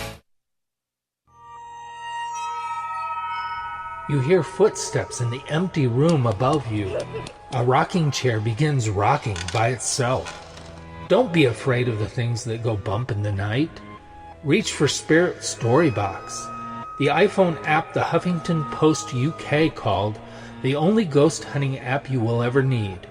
Spirit Storybox. The spirits are telling their stories. Are you listening? Are you intrigued by Paranormal Talk Radio? You'll love the new Paranormal Radio app from TalkStream Live. You'll find a great selection of talk shows covering UFOs, ghosts, strange phenomena, and much more. Download the Paranormal Radio app now and start listening to the very best in paranormal talk entertainment, including the network you're listening to right now, the Paranormal Radio app. Free in Google Play and the iOS App Store. Are you tired of being blocked, shadow banned, or placed in jail for simply posting your thoughts on social media? Social media freedom can take care of that for you. Social media freedom is the newest and one of the best free new apps that allows you the freedom to post what you want when you want. It takes seconds to download from your app store. Come join the tribe at Social Media Freedom. It's time to set yourself free. We're bringing scientific thought to the paranormal. Hi there, this is spaced out radio scientist Chris Cogswell. Join me, Chris Zuger, and Dave Scott the second Wednesday of every month, where we break down the who from the woo when it comes to everything paranormal. We'll investigate and try to bring sensible answers to those straight and sometimes outlandish questions people have. Hey, not everything has an answer, but we'll do our best. Listen in to Reality Paranormal only on Spaced Out Radio. Heading to Vancouver and looking for a night on the town? The Moose Vancouver is the bar that never stops rocking until 2 a.m. every night. The Moose has great food with everything on the menu from $6.95 to $8.95. Fantastic, vibrant staff and rock and roll that will bring you back to when the music was real, the hair was long, and the guitars were rocking. Get your party on at the Moose Vancouver, the official party bar of Spaced Out Radio. Hi there, this is Geraldine Orozco from San Francisco's Bay Area Meditation. I invite you to join me the first Tuesday of every month with Dave Scott for Spaced Out Radio's The Spiritual You. In this fast-paced world we live in, it's time for you to take some time for you. We'll cover every possible subject from powerful meditation to healing techniques to your own intuition and spirituality. So come join us for The Spiritual You. Hello, this is your guitar man, Ron Bumblefoot Thaw, and I have to tell you, I love the response I get for Little Brother is Watching from Spaced Out Radio fans. It's amazing how music can inspire and make people think deeper about what's going on in the supernatural world. You can head over to my website, bumblefoot.com, to check out my music, my guitar workshops, my touring, even check out some of the hot sauces that I'm working on. And make sure you keep on listening, because with Spaced Out Radio, you know Little Brother is watching. A timepiece is a reflection of who you are, and what better way to show off the real you than with an Escape watch? Escape is a lifestyle brand accessorizing your days and nights. Choose to escape and create the life of discovery that you deserve. Dream, play, unite with your own personalized Escape watch. Head to escapewatches.com. There is no time like the present to enjoy your escape. Use promo code SMF2017 for your 20% discount today. Looking for a place to advertise at a very reasonable cost? Look no further than Spaced Out Radio. SpacedOutRadio.com has an advertising tab that you can click to check out our daily, weekly, and monthly packages to play on the radio, or our website including social media. From commercial spots to banners, we have it all. Check out our competitive pricing today.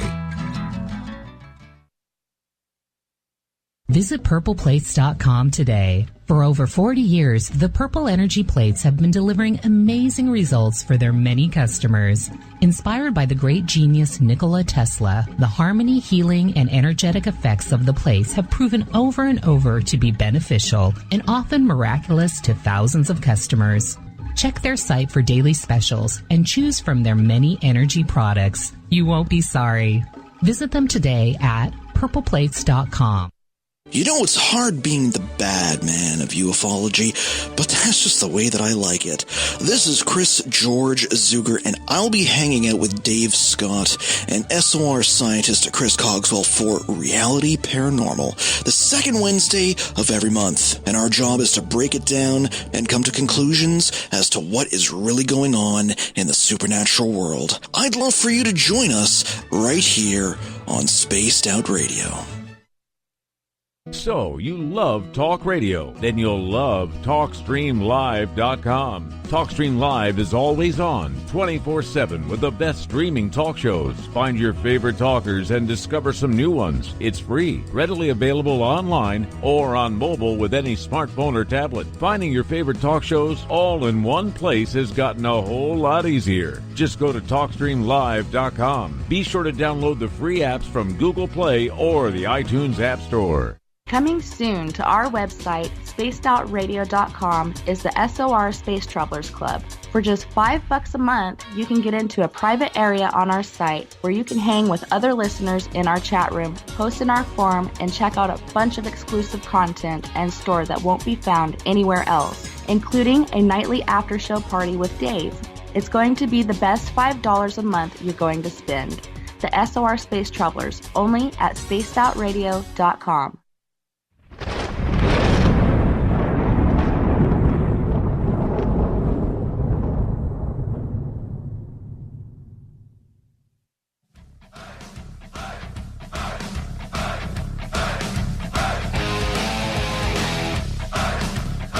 We've passed the halfway point of Spaced Out Radio tonight. I am your host, Dave Scott, hanging out with Butch Witkowski from UFORCOP.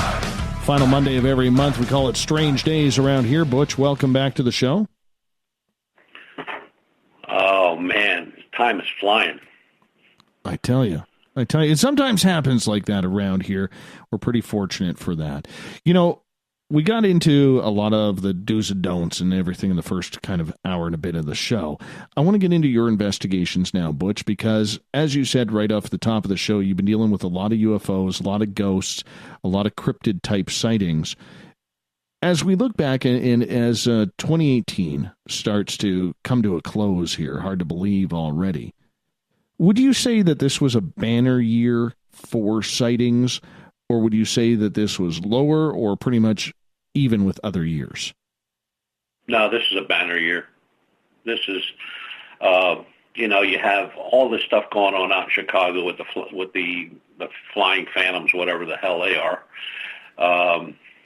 Bipedal reports, paranormal reports, abduction reports, UFOs everywhere, all over the country, all over the world. I mean, it's just, if I wouldn't get a new report in a day or two, I'd think something was up.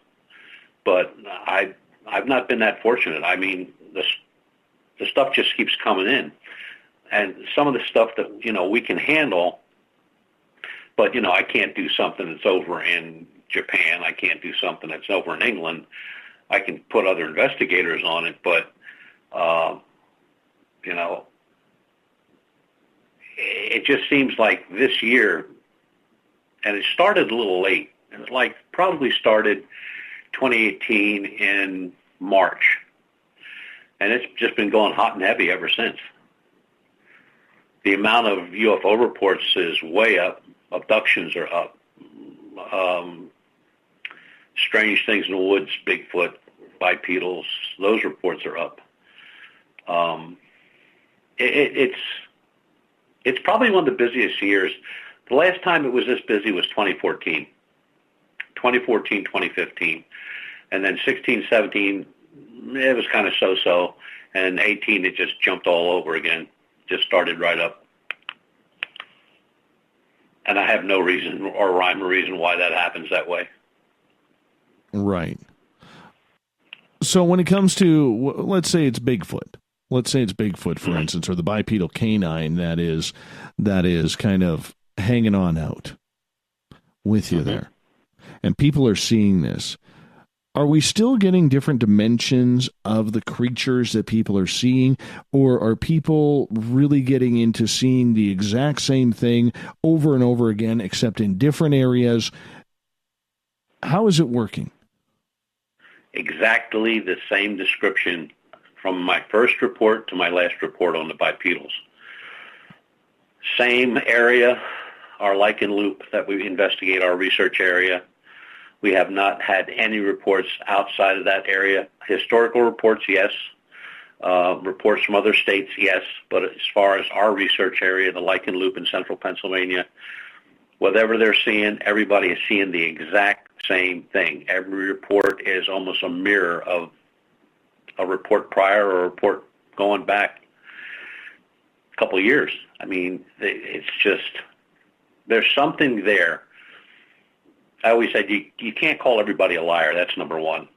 And for as many single sighting reports that we have multiple sighting reports, multiple people reporting the same thing in the same area.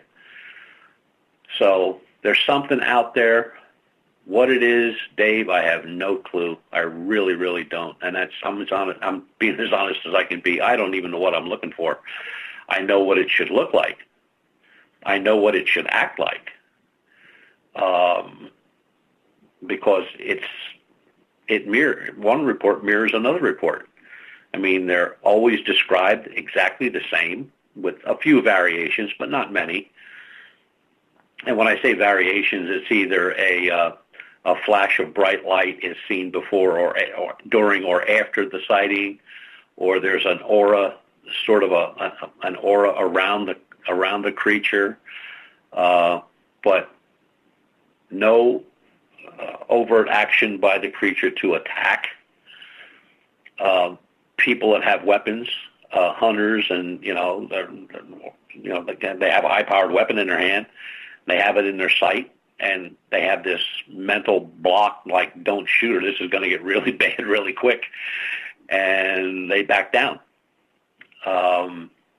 It seems to just watch, never makes any moves toward the individual making the report.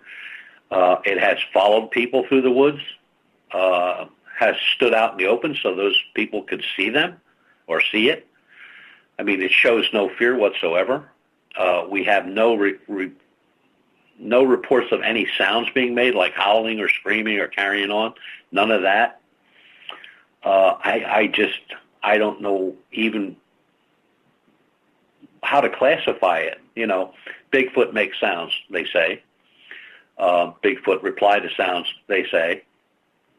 But this thing is pretty much totally silent, and just it almost like if you boil it down in every case, it's like it just watches. It just watches you. Now, what's going on in its head, I can't come up with that, but it was very strange. It's just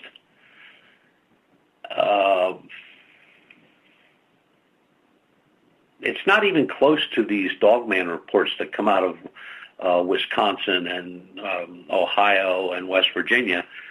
They're describing a totally different thing. I mean, these creatures have never been seen on all fours. They're always upright. They're bipedal.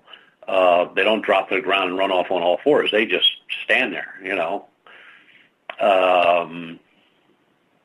Dogmen are much shorter. Dogman reports describe much shorter creatures being, between 4 and 5 foot standing up. This thing is always described between 8 and 10 foot.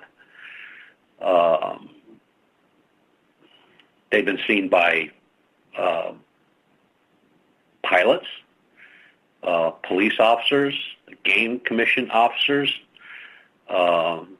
federal land officers, hunters, people going on walks through the on hiking trails. I mean, they've been seen in all kind of conditions. But I come up with the feeling that I'm dealing with a relic. Whatever it is, it's been there for a long, long time, and it's going to be there for a long, long time. And, as far as tracking it, we have one print, and it's not really even a good print. So that, and the fact that the only way we'll ever get the thing is on a thermal imaging device, because it's just like in some of the reports, people say, like, I felt as though it was watching me the whole time I was there. I didn't see it until blank, blank, blank time. So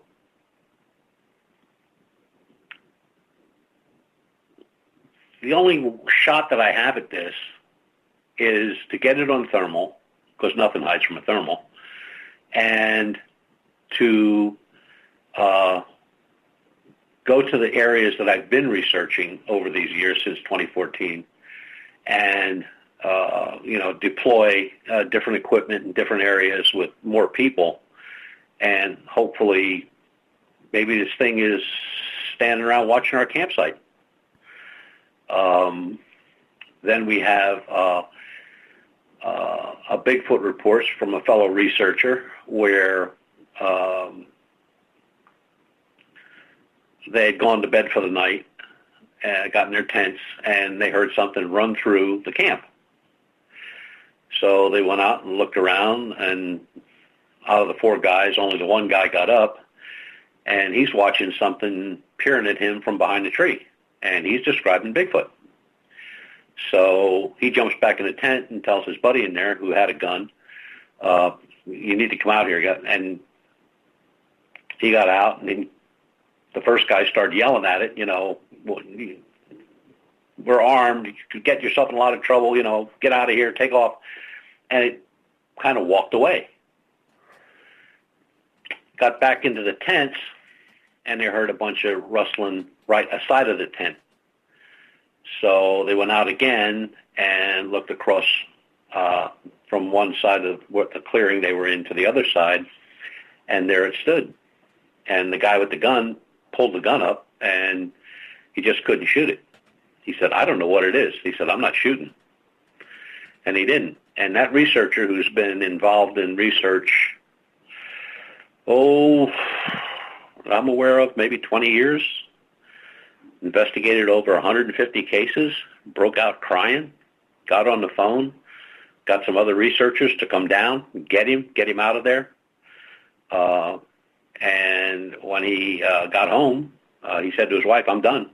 I'm not doing this anymore. He was that scared, that frightened. Now, he's gotten over that. Took him a while, but he's gotten over that. And so, when you hear stories like that, or the bipedal story where I got 2 grown men standing there telling me their story at 2 o'clock in the morning crying, something's out there, Dave. I don't know what it is. I'm pretty sure that the Bigfoot reports and the bipedal reports are totally different because they're just the actions, the way the creature reacts, the situation where it's seen, how it's seen, totally different. Description's totally different. But Pennsylvania is a weird place. I mean, we got a lot of land that's probably some of it never been stepped on by a white man. We got a lot of Indian burial grounds, a lot of abandoned towns, buildings. It's one of those things where, when I'm reading a report, I think like, well, maybe this time, maybe this time we can get them on, on a thermal. And then I'll sit back and think about it for a little bit, and I'll go like, yeah, fat chance.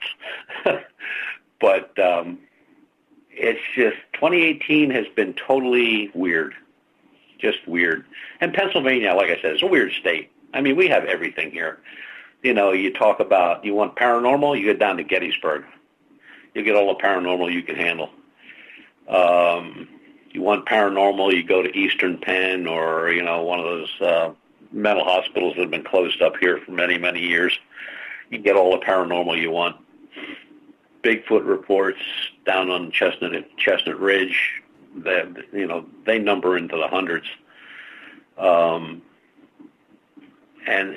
the stuff is being seen all the time. It's not like it's seen and then never seen again. It's recurring. And I just keep my fingers crossed and hope that one day this sucker will stick its head out or walk across something where we got a camera set up and we'll have them.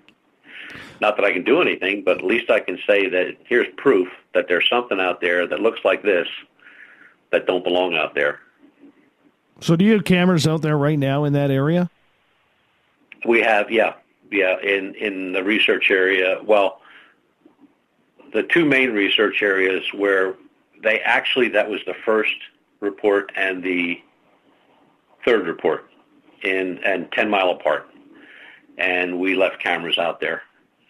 And the ranger that we met out there has been good enough to go out and change cards and batteries for me. And now we'll be going up there again at the end of March, I think it is scheduled, beginning of April. And then we're going to spend a whole week up there and, resurface cameras and look at some stuff. But it's the only way you can do it. I mean, walking around in the woods isn't going to do anything. I mean, there's a lot of people walking around in our woods. They don't see anything. But it's just, when it shows itself, it shows itself. And it, like I said, it stays within that area, our research area. It's never been seen outside that loop. Now, why does it stay inside that loop? I have no idea. I mean, I've thought of 100 different things, like maybe there's more than one. Maybe they, it has a den somewhere, or, how would this thing react to weather? When it snows, does it go into an old abandoned building or train station or something up there in the middle of nowhere? Just so many questions that you would think there'd be an easy answer to. Like, I tried to compare how a wolf reacts through the seasons and tried to tag it onto the bipedal. It doesn't match. Size-wise, I mean, I've stood in front of a male wolf at a wolf sanctuary that was up by where I used to live, and he stood up against the gate to get watermelon, and I was standing right in front of it. Now, I'm 6'1". This thing was above me, and that was just a 6-year-old male wolf. His head was unbelievable in size, so I can't imagine something 8 to 10 foot, how big that thing may be. And like I said, another thing is puzzling. It's never chased anybody down. It's never made an attempt to attack any person.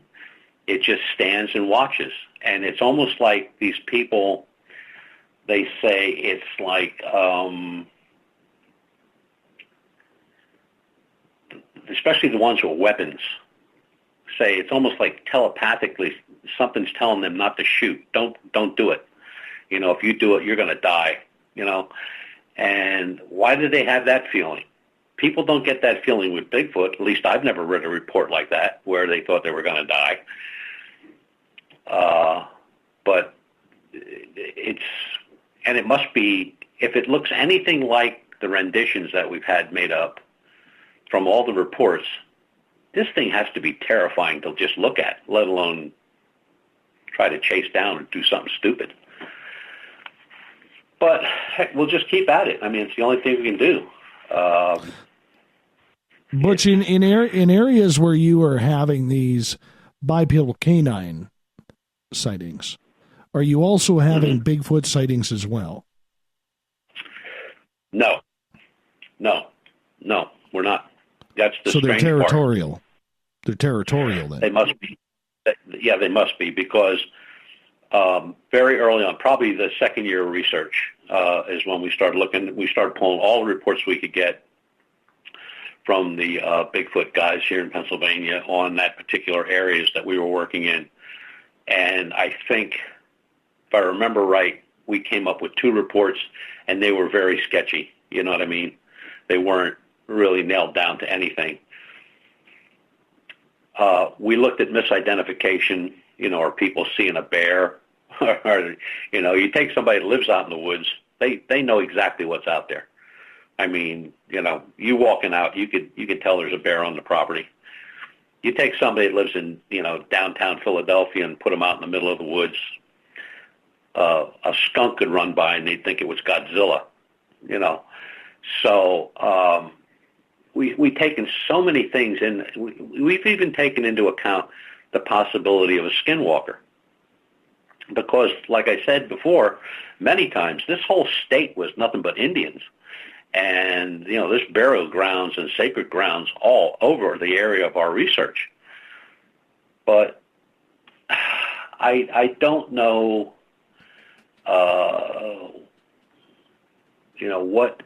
what they could be. Could it be an animal that survived all this time? Could it be something that really isn't from here? Is it something that could be a spiritual skinwalker, a protector, a watcher? I really don't know, honestly. I just don't know. I mean, we've looked at everything we could, bought books, watched videos, went to see live animals, and it's just, we are where we are. We only got about 90 seconds here before we got to go to break tonight, Butch, and I appreciate you taking the time to stick with us and tell us those stories. But when it comes to this dogman and being territorial, do you think it pushed Sasquatch out, or do you think that they just have this mutual respect for each other? And I'll add a three-part to that. How far away are the Sasquatch reports from these bipedal canine reports? About 45, 50-mile difference. Which is normal for any big-type predatory creature. Yes, excuse me. Yeah, that would be normal. Now, another factor that just came into play, and I know we're short on time here, we may want to pick this up a little bit, where we've been getting sightings in the last 2.5 years of mountain lions in Pennsylvania. Now, the Game Commission says, no, they don't exist, they never hear. Well, I mean, some people have come up with some pretty authentic-looking game cam pictures of what is actually, it's a mountain lion, no doubt about it. Oh, yes. We got a few of them around here. But right now, we got the wolves. My buddy Mark, otherwise known as Bazooka Joe in the chat room, he actually was hunting out yesterday in a region where he came across a wolf track, or pardon me, a bear track that was the size of his size 11 foot. There's some big animals out there, Butch, as we go to break here on Spaced Out.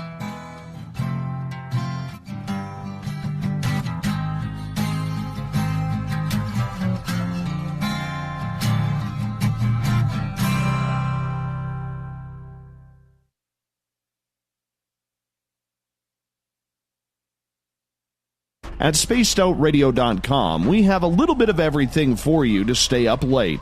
So while you're there, check out our SOR Newswire, where our team brings you stories of the weird and strange to the WTF from around the globe. News on Bigfoot, UFOs, paranormal, Darwinian-type crime tales. It's the stories that the mainstream media usually won't touch. Well, we got them all on the SOR Newswire, only at spacedoutradio.com.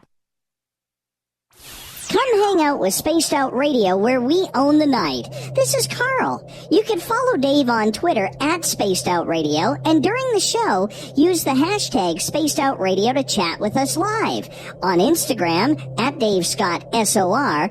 On Facebook, give our page a like, Spaced Out Radio Show. SOR archives are free on YouTube at Spaced Out Radio. Come join us, or I will come join you. See you at your window. You're listening to Spaced Out Radio Live with Dave Scott on the Deep Talk Radio Network. Find your escape where time has no limits. It's about living today and cherishing the heritage of yesterday.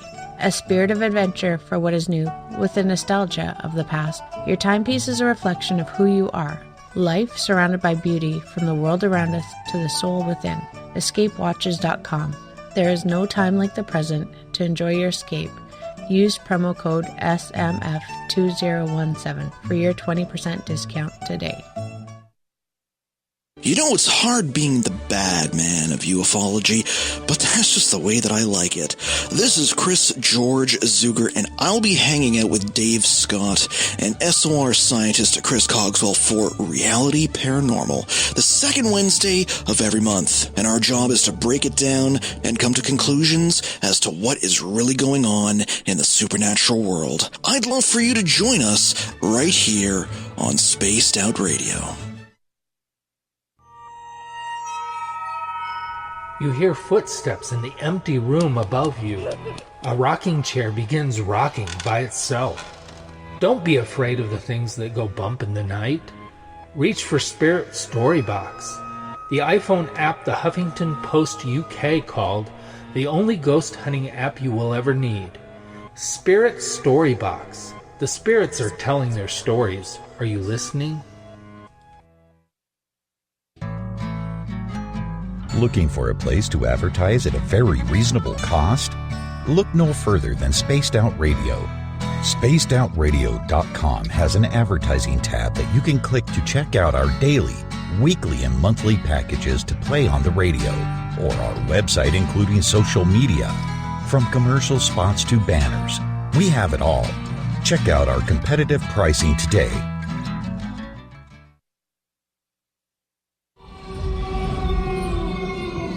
Hey, this is Canadian Paranormal investigator Mike Moore. The third Wednesday of every month, I'll be teaming up with Dave Scott to bring you Ghosts of the Great White North. Each month, we will bring on guests from across Canada to discuss their ghostly encounters. Canada is a paranormal hotbed with stories you've never heard, so we're going to bring them to you. So get comfy on your Chesterfield, grab a donut, and join us, eh?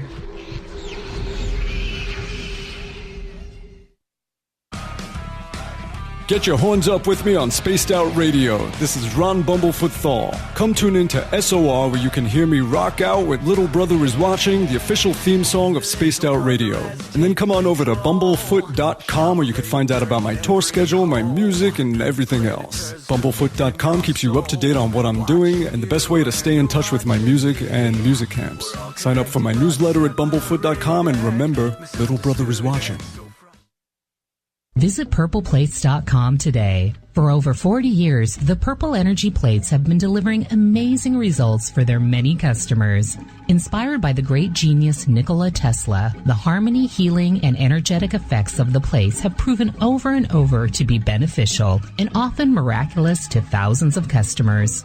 Check their site for daily specials and choose from their many energy products. You won't be sorry. Visit them today at purpleplates.com. Do you want to know what's really going on in your world? Do you have questions about who you can trust in the mainstream media? Then look no further than the Rebel Planet.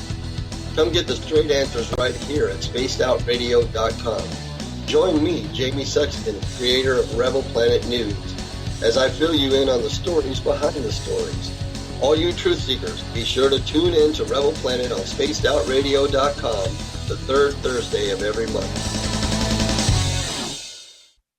So, you love talk radio? Then you'll love TalkStreamLive.com. TalkStream Live is always on, 24/7 with the best streaming talk shows. Find your favorite talkers and discover some new ones. It's free, readily available online or on mobile with any smartphone or tablet. Finding your favorite talk shows all in one place has gotten a whole lot easier. Just go to TalkStreamLive.com. Be sure to download the free apps from Google Play or the iTunes App Store.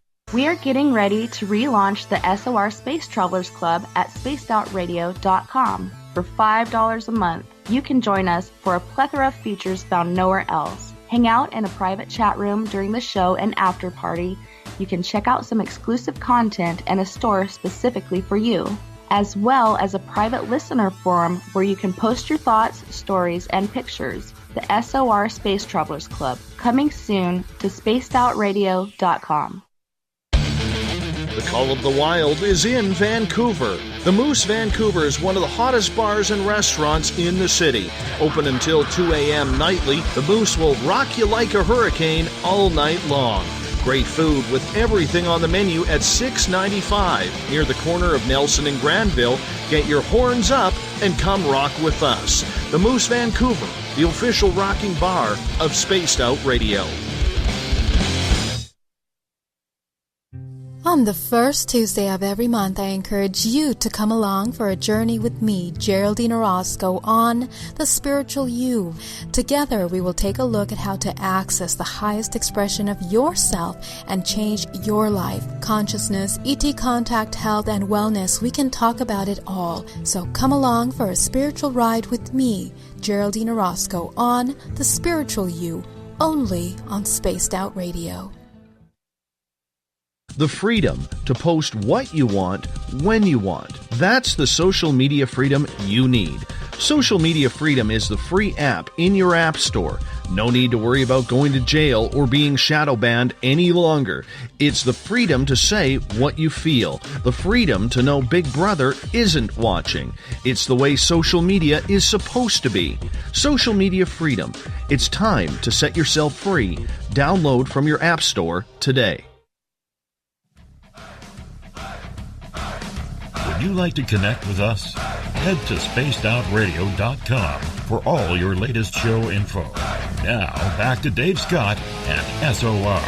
Welcome back to the third and final hour of Spaced Out Radio. Tonight, I am your host, Dave Scott. Thank you for being with us. Tomorrow night on the program, we learn about celestial healing. Carrie Ann Sanders will be our guest. We get going at 9:06 Pacific, 12:06 a.m. Eastern at spacedoutradio.com. Hello to everyone listening in on the SOR Radio Network and Deep Talk Radio. Remember, all of our archives are free at youtube.com/Spaced Out Radio. Do me a favor. Hit that subscribe button. Bill Cardwell has set the password for tonight in the SOR Space Travelers Club. Rentgenology. Rentgenology is your password. Make sure you use it wisely, Space Travelers, as Bill sets the password each and every night right here on the mighty SOR. Our website is spacedoutradio.com, where we have a plethora of features for you. You can soon shop at our brand new Spaced Out Radio store, read up on Captain Shirk's SOR Newswire, rock out to Bumblefoot, and so much more. For the final time tonight, we introduce Butch Witkowski. Strange Days happens the final Monday of every month. However, because next month is December 24th, Christmas Eve, Butch will be with us on the 26th, which is Boxing Day up here in Canada. Butch, welcome back to the show. Oh, glad to be back. Can't believe the time flew so quick. I know. It's been incredible. Got a couple questions from our audience for you, buddy. Let's start off with Goddess Michelle, who's like 4 hours difference from us, an hour difference from you. She's in Nova Scotia. She asks, Butch, can you describe what the native burial grounds look like? Yeah, usually they're in a clearing. They could be in the middle of really heavily wooded areas, and there'll be a clearing. Some have mounds, not very big, but there are mounds. There may be one in a clearing. There may be several in a clearing. People, indigenous from the area, have left baubles and stuff like that, and various little religious articles laying around, which you never pick up. You never touch that stuff. But that's pretty much what they all look like. We found one that was in a heavily wooded area, and the only reason you could make it out off the trail was that there was this large mound of dirt, and you can see it was a perfect circle. So, I mean, it was nothing that was natural. So we just assumed that that was a burial mound. And back in the day, in the late 1700s and early 1800s, I mean, every tribe in this state was at war with each other. So, I mean, the battles just raged from day one until the white man showed up, and then they took him on. But unfortunately, they lost. Interesting. All right, let's move on to Captain Shirk, who is asking, Butch, do you think the changes in weather patterns could have any impact on cryptids being observed more often? Every time that we have had a report on a bipedal cryptid, it has been cold or hot. It didn't matter as far as temperature went. Mostly 3/4 or full moon. What else? Temperature-wise, I think when we narrowed it down to, out of the 58 reports, we narrowed it down to, I think, 12 that were in a really hot, extremely hot day or a weekend. Most of them were kind of like, early October weather, early spring, early summer, livable weather. But cold, absolute cold snow, no reports like that at all. Follow-up question from Gail. Yeah, go ahead, Butch. Sorry about that. I was just going to say, which kind of sent us in a direction one time, like, do they hibernate like a bear? But we never got anywhere with that. Follow-up question from Gail. Have you ever, Butch, set up your own personal gifting site trying to communicate? Not with these creatures, no. You didn't set up any milk bones? Nope. Tennis balls? Not with this. Nope, not with this guy. Mm-mm. I think you got to try it. You may have something. I believe it was these same creatures have been reported down around Texas and New Mexico. Not as big, but basically same form, shape, in mostly in canyon areas, and that was tried, and nothing happened with that. I guess we could try it, but the problem with that is, where are we going to put it? I mean, every report that we have is, although it's in our Lichen Loop, it's in a different area. So we've never had, let's put it this way, we've never had the same, a sighting in the same place twice. Are you scared of this creature? I wouldn't say scared. I'm going to be respectful of it. That's for damn sure. Look, the size of this thing and the way people described it, and what we've learned over all these years since 2014, these 4 years since the first report, you'd never outrun this thing. I doubt very much if you'd ever heard it, even if you shot it, if you got up the will to shoot it. So I think there's going to be a really healthy part of respect on my part anyway. No, I can see that, but I mean, I could also hear the hesitancy in your voice that I don't think that you would actually want to get close to this. No, I'm going to keep my truck between me and him, if it's a him. When you kind of put it together, when you read the reports, and you kind of put it together, what it looks like, how tall it must be, how wide, how big, as opposed to a real wolf, which I thought was enormous. I mean, if you weren't fearful of something this size and the way it looks and how it acts, I mean, you'd just be a dumbass. I mean, this thing with a swipe could probably take you in half. I mean, when people describe the large hands with claws, the large fangs, the massiveness of the creature, this is not something I'm going to yell out in the middle of. If it comes charging at me, the only thing I could think of doing after I empty whatever weapon I'm carrying is to yell sit or throw it a tennis ball. What else am I going to do? I mean, that's it. I mean, there ain't going to be anything after that. But I'm just going to have a healthy respect for it, even though I don't know what it is. I don't even know if it's flesh and blood. Is this thing coming out of a portal, or is it coming from time, beyond time? I have no idea. That's the part that's so frustrating with this thing. It doesn't do anything. It just stands there and stares at you like it watches every move you make. It never takes its eyes off you. Even when people are leaving the area, like the gentleman by the swamp he saw the bottom of it in the mountain laurel. He saw the legs in the mountain laurel.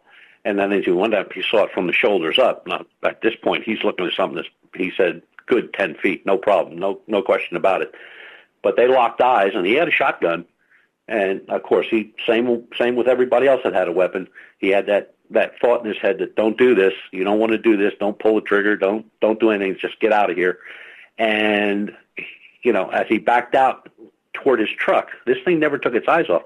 Even when he got in his truck and was driving down the lane, it followed him with its eyes. Its head just followed the vehicle down. Same thing with the two gentlemen that saw it on a road eating roadkill. And that's another thing that makes me think it can't be a portal. Why would it need to eat? Right? Oh, I agree. So, but I mean, as they drove by the creature, it never took its eyes off them. It watched them as they drove by. It saw it coming, and its head turned and watched them as it went out of sight. Well, I mean, I think it's one thing to say that it is out there looking for blood or vengefulness on animals or any type of creature. Do we know if it's attacked any humans or come close to attacking any? Oh, yeah. We have historical reports of that, yes. Yeah. Nobody killed, but, torn up a little bit. The one case was in the early 1940s. The other case was in the late 1920s. The one in the 20s was actually a person that worked for the state of Pennsylvania that would go out and check lines. When people were going to build, they have to build so far back from the road and stuff like that when they started all that nonsense. And a guy was attacked. And he described exactly the same creature. The other one in the 40s was a lady out picking berries with her granddaughter. Her granddaughter saw it coming, screamed. By the time she turned around, it was on her, tore her up a little bit. She lived, and then it just ran into the woods. So there have been those type of attacks, kind of like hit and run, but we can't find any actual death of a person killed by one of these creatures. Interesting. That also answers Shar's question about if anybody had died over this. A quick question coming from Andrew on Twitter. He goes, there's a story that has come out of China which reports that Chinese UFO researchers has an alien skull acquired from Inner Mongolia. He is now being ridiculed in Chinese social media. Do you experience this kind of scrutiny and criticism in any type of way with your findings? Nope, not one.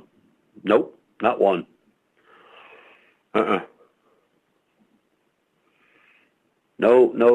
No smart remarks, no dumb questions, nothing like that. Everybody that's really had an interest in it that has contacted me either at a conference or on a radio show or email or on social media always asked a serious question. And sometimes we could answer it, and sometimes I just had to tell them. I said, I have no idea. I mean, we looked into certain things that, people wanted to know if we looked into, did we ever find a den? Well, we've looked, but no. In our research area, there's a lot of caves. Of course, we haven't gone into a lot of those yet because that's something you want to do in the summertime. You don't want to do it in the rainy season because those caves fill up with water. And we have a gentleman that is going to help us out because he's a caver. That's what he does. He's a rescued caver. So, because what do I know about going in the caves other than I can walk back until, there's things you got to do. There's too much safety stuff involved. We have the climbing gear in the truck. We have all that stuff. But the thing is, I just want to be real careful with that cave stuff. As far as the old buildings and stuff, I don't have any problem going in those. And we've laid some traps already. We put down, brown flour in old buildings, see if there are any footprints left in them in areas where, a creature like that could shelter itself. But then again, we don't know if it has to shelter itself. Just like Bigfoot, people say, that's where Bigfoot slept. Well, how do you know he slept? How do you know Bigfoot may? It could have been a deer bed. there's just so many unanswered but good questions, and till you throw around with 2 or 3 of us sitting in the library, throwing this stuff back and forth at each other and trying to come up with something. It's tedious. It really is. This is probably the hardest case of anything I've ever worked on, ever, both in law enforcement and doing this. There's just so many things involved with where does it live? How does it live? Is there more than one? What does it feed on? Does it have a den? Does it have where does it live? I mean, how much territory can a creature that big, do in an hour? Can it do 5 miles? Can it do 10? Could it do 25?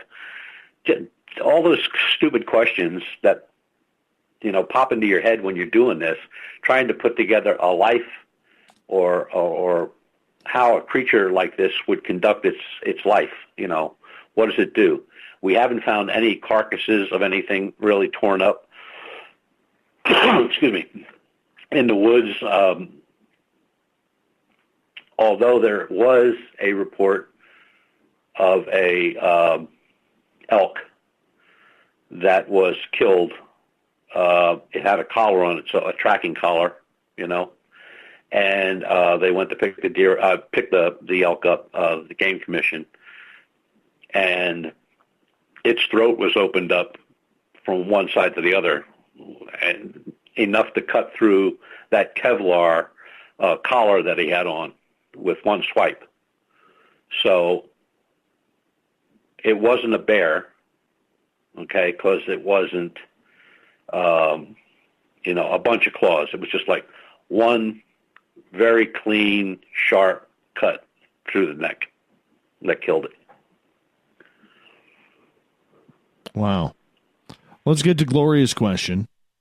She is asking, Butch, do you have any updates on the Chicago area flying creature?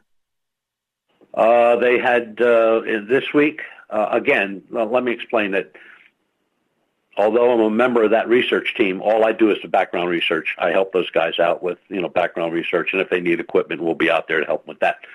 They had 2 reports this week, and they are in an area where there were prior reports right outside of Chicago, and they, as far as description of this flying, whatever it is, it was pretty accurate to other ones they had in that same area. And if I remember right, this one was seen flying a little lower than normal. The first one. The second one was up higher, where most of them are up high, or they're sitting on a building. Andrew has a question here on Twitter. Butch, when you were a police officer, did you ever come across peculiar cases about strange creatures, and if so, how did you react to them? What happened? No, never had anything like that happen to me, no. Do you know officers who did?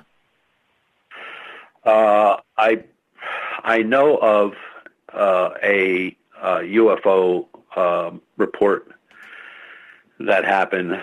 Those were state police officers at a massive fatality accident, a bunch of cars at a very large intersection south of my patrol area. Said that while the coroner's team was there, and everybody, digging bodies out of the wreck and stuff like that. I think there were like 8 people killed in this accident. Quite a number were injured. I think another 15 were injured. It was a couple vans and a bus and a truck and, one of those deals. That a craft came over the scene and everything stopped. It just like everything frozen in time. But the officers could see what was going on. You know what I mean? They couldn't move. They couldn't do anything, but they could see the craft. They could see other people standing there, like just frozen in place, but they had full eye movement and they were lucid, mind-wise. And that report was made, back to their commanding officer, who told everybody that if you don't want to be walking a beat up around Lake Erie, you should just forget what you saw. Very weird. Very weird. And now, as a police officer, when you get one of those weird, strange calls, ghosts, UFOs, or whatever, and I realize you just stated that you didn't deal with any of those on your shift, but you obviously know people who have while on duty. What goes through an officer's mind at that point when that type of call comes in? I'm not going to say anything. I'm just going to keep my mouth shut like it never happened. That's what goes through their mind. Okay, define that a little bit more, please, if you don't mind.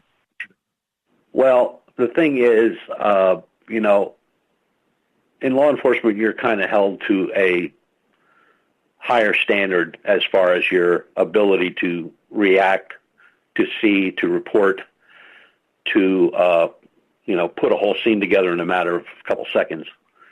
And that credibility is what moves you up the line. You go from patrol officer to corporal to sergeant and so forth. And, somebody evaluates all that stuff. So they're evaluating maybe somebody that's going to move from first-class patrolman to a corporal, and they see that the guy has made a UFO report. Well, usually the guy's given those the task of evaluating somebody that's going to be promoted is somebody that's been there a long, long time. And even if they saw something, they would never say anything about it. It's kind of like an attack on your credibility, even though it was absolutely true. You saw what you saw, or you took the report, and this is what that doesn't mean anything. It goes to your credibility, and it's just a weird way law enforcement thinks. Everything's credibility. It would be the same thing as if you took a police officer in court and he lied. Your credibility is done if they caught you at it. It would be the same thing with a report like that. Your credibility would be just, down the drain. That would be it. That's excellent. That's excellent, because I think a lot of people don't understand that, these police officers or these game wardens, they don't want to put their career on the line or miss out on a promotion because they had something weird to deal with while on shift. Exactly. Yeah. Wow. I mean, it may hold you up, from a promotion, or it could get you into a psych evaluation, and you don't want one of those either. That is very true. Mr. Witkowski, it's that time for us to say good night to you. I know this show has flown on by way too quick, but do me a favor and tell everybody where they can get a hold of you. They can get a hold of me on Facebook under UFORCOP, UFORCOP, UFO Research Center of Pennsylvania, under Butch Witkowski. Our website is UFORCOP.com. If they want to get a hold of me, they can get me on any of those, the Facebook or any of that stuff, or they could go right to the website where it says terrestrial contact.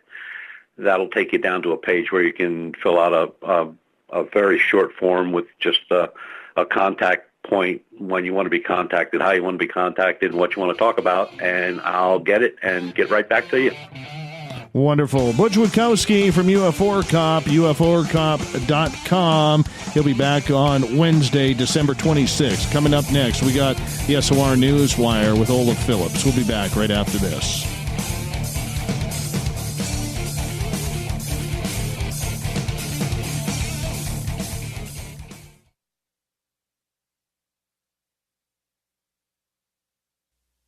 You're listening to Spaced Out Radio Live with Dave Scott on the Deep Talk Radio Network. Are you tired of being blocked, shadow banned, or placed in jail for simply posting your thoughts on social media? Social media freedom can take care of that for you. Social media freedom is the newest and one of the best free new apps that allows you the freedom to post what you want when you want. It takes seconds to download from your app store. Come join the tribe at Social Media Freedom. It's time to set yourself free.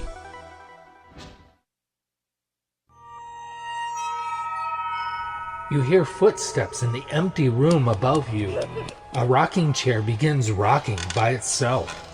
Don't be afraid of the things that go bump in the night. Reach for Spirit Storybox, the iPhone app the Huffington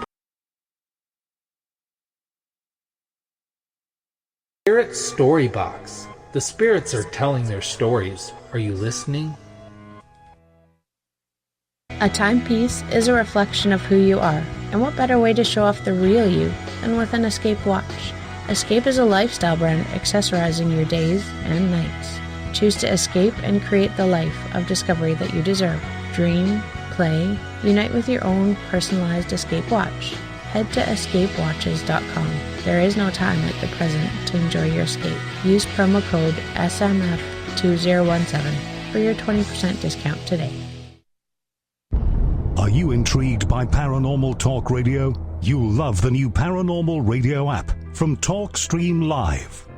You'll find a great selection of talk shows covering UFOs, ghosts, strange phenomena, and much more. Download the Paranormal Radio app now and start listening to the very best in paranormal talk entertainment, including the network you're listening to right now, the Paranormal Radio app, free in Google Play and the iOS App Store. Hello, this is your guitar man, Ron Bumblefoot Thaw, and I have to tell you, I love the response I get for Little Brother is Watching from Spaced Out Radio fans. It's amazing how music can inspire and make people think deeper about what's going on in the supernatural world. You can head over to my website, bumblefoot.com, to check out my music, my guitar workshops, my touring, even check out some of the hot sauces that I'm working on. And make sure you keep on listening, because with Spaced Out Radio, you know Little Brother is watching.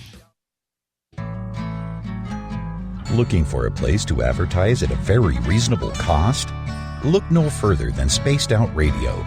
SpacedOutRadio.com has an advertising tab that you can click to check out our daily, weekly, and monthly packages to play on the radio, or our website including social media.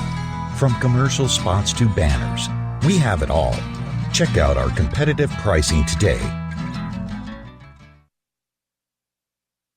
Heading to Vancouver and looking for a night on the town? The Moose Vancouver is the bar that never stops rocking until 2 a.m. every night. The Moose has great food with everything on the menu from $6.95 to $8.95. Fantastic, vibrant staff and rock and roll that will bring you back to when the music was real, the hair was long, and the guitars were rocking. Get your party on at the Moose Vancouver, the official party bar of Spaced Out Radio. You know, it's hard being the bad man of ufology, but that's just the way that I like it. This is Chris George Zuger, and I'll be hanging out with Dave Scott and SOR scientist Chris Cogswell for Reality Paranormal, the second Wednesday of every month. And our job is to break it down and come to conclusions as to what is really going on in the supernatural world. I'd love for you to join us right here on Spaced Out Radio. Visit purpleplates.com today. For over 40 years, the Purple Energy Plates have been delivering amazing results for their many customers. Inspired by the great genius Nikola Tesla, the harmony, healing, and energetic effects of the plates have proven over and over to be beneficial and often miraculous to thousands of customers. Check their site for daily specials and choose from their many energy products. You won't be sorry. Visit them today at purpleplates.com. Did you know Spaced Out Radio runs 7 days a week? Hi there, this is Tessa Nicole Thomas, and I'm here to take you on a paranormal journey each Saturday and Sunday night. Why change the station when you have it all right here? Together, we'll hang out and share some strange and scary stories. And don't forget, we have Psychic Sundays as well, so come tune in Spaced Out Weekend. We get going at 9 p.m. Pacific, midnight Eastern, only at spacedoutradio.com, where we own the night. We're bringing scientific thought to the paranormal. Hi there, this is Spaced Out Radio scientist Chris Cogswell. Join me, Chris Zuger, and Dave Scott the second Wednesday of every month, where we break down the who from the woo when it comes to everything paranormal. We'll investigate and try to bring sensible answers to those straight and sometimes outlandish questions people have. Hey, not everything has an answer, but we'll do our best. Listen in to Reality Paranormal only on Spaced Out Radio. Hi there, this is Geraldine Orozco from San Francisco's Bay Area Meditation. I invite you to join me the first Tuesday of every month with Dave Scott for Spaced Out Radio's The Spiritual You. In this fast-paced world we live in, it's time for you to take some time for you. We'll cover every possible subject from powerful meditation to healing techniques to your own intuition and spirituality. So come join us for The Spiritual You. So, you love talk radio? Then you'll love TalkStreamLive.com. TalkStream Live is always on, 24/7 with the best streaming talk shows. Find your favorite talkers and discover some new ones. It's free, readily available online or on mobile with any smartphone or tablet. Finding your favorite talk shows all in one place has gotten a whole lot easier. Just go to TalkStreamLive.com. Be sure to download the free apps from Google Play or the iTunes App Store. Coming soon to our website, spacedoutradio.com, is the SOR Space Travelers Club. For just $5 a month, you can get into a private area on our site where you can hang with other listeners in our chat room, post in our forum, and check out a bunch of exclusive content and store that won't be found anywhere else, including a nightly after-show party with Dave. It's going to be the best $5 a month you're going to spend. The SOR Space Travelers, only at spacedoutradio.com.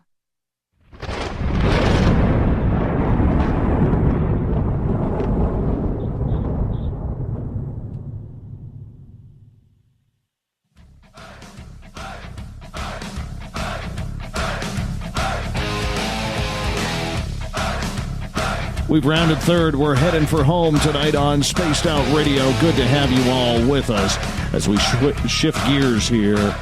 Going from Butch Witkowski over to Olaf Phillips, head editor of Paranoia Magazine.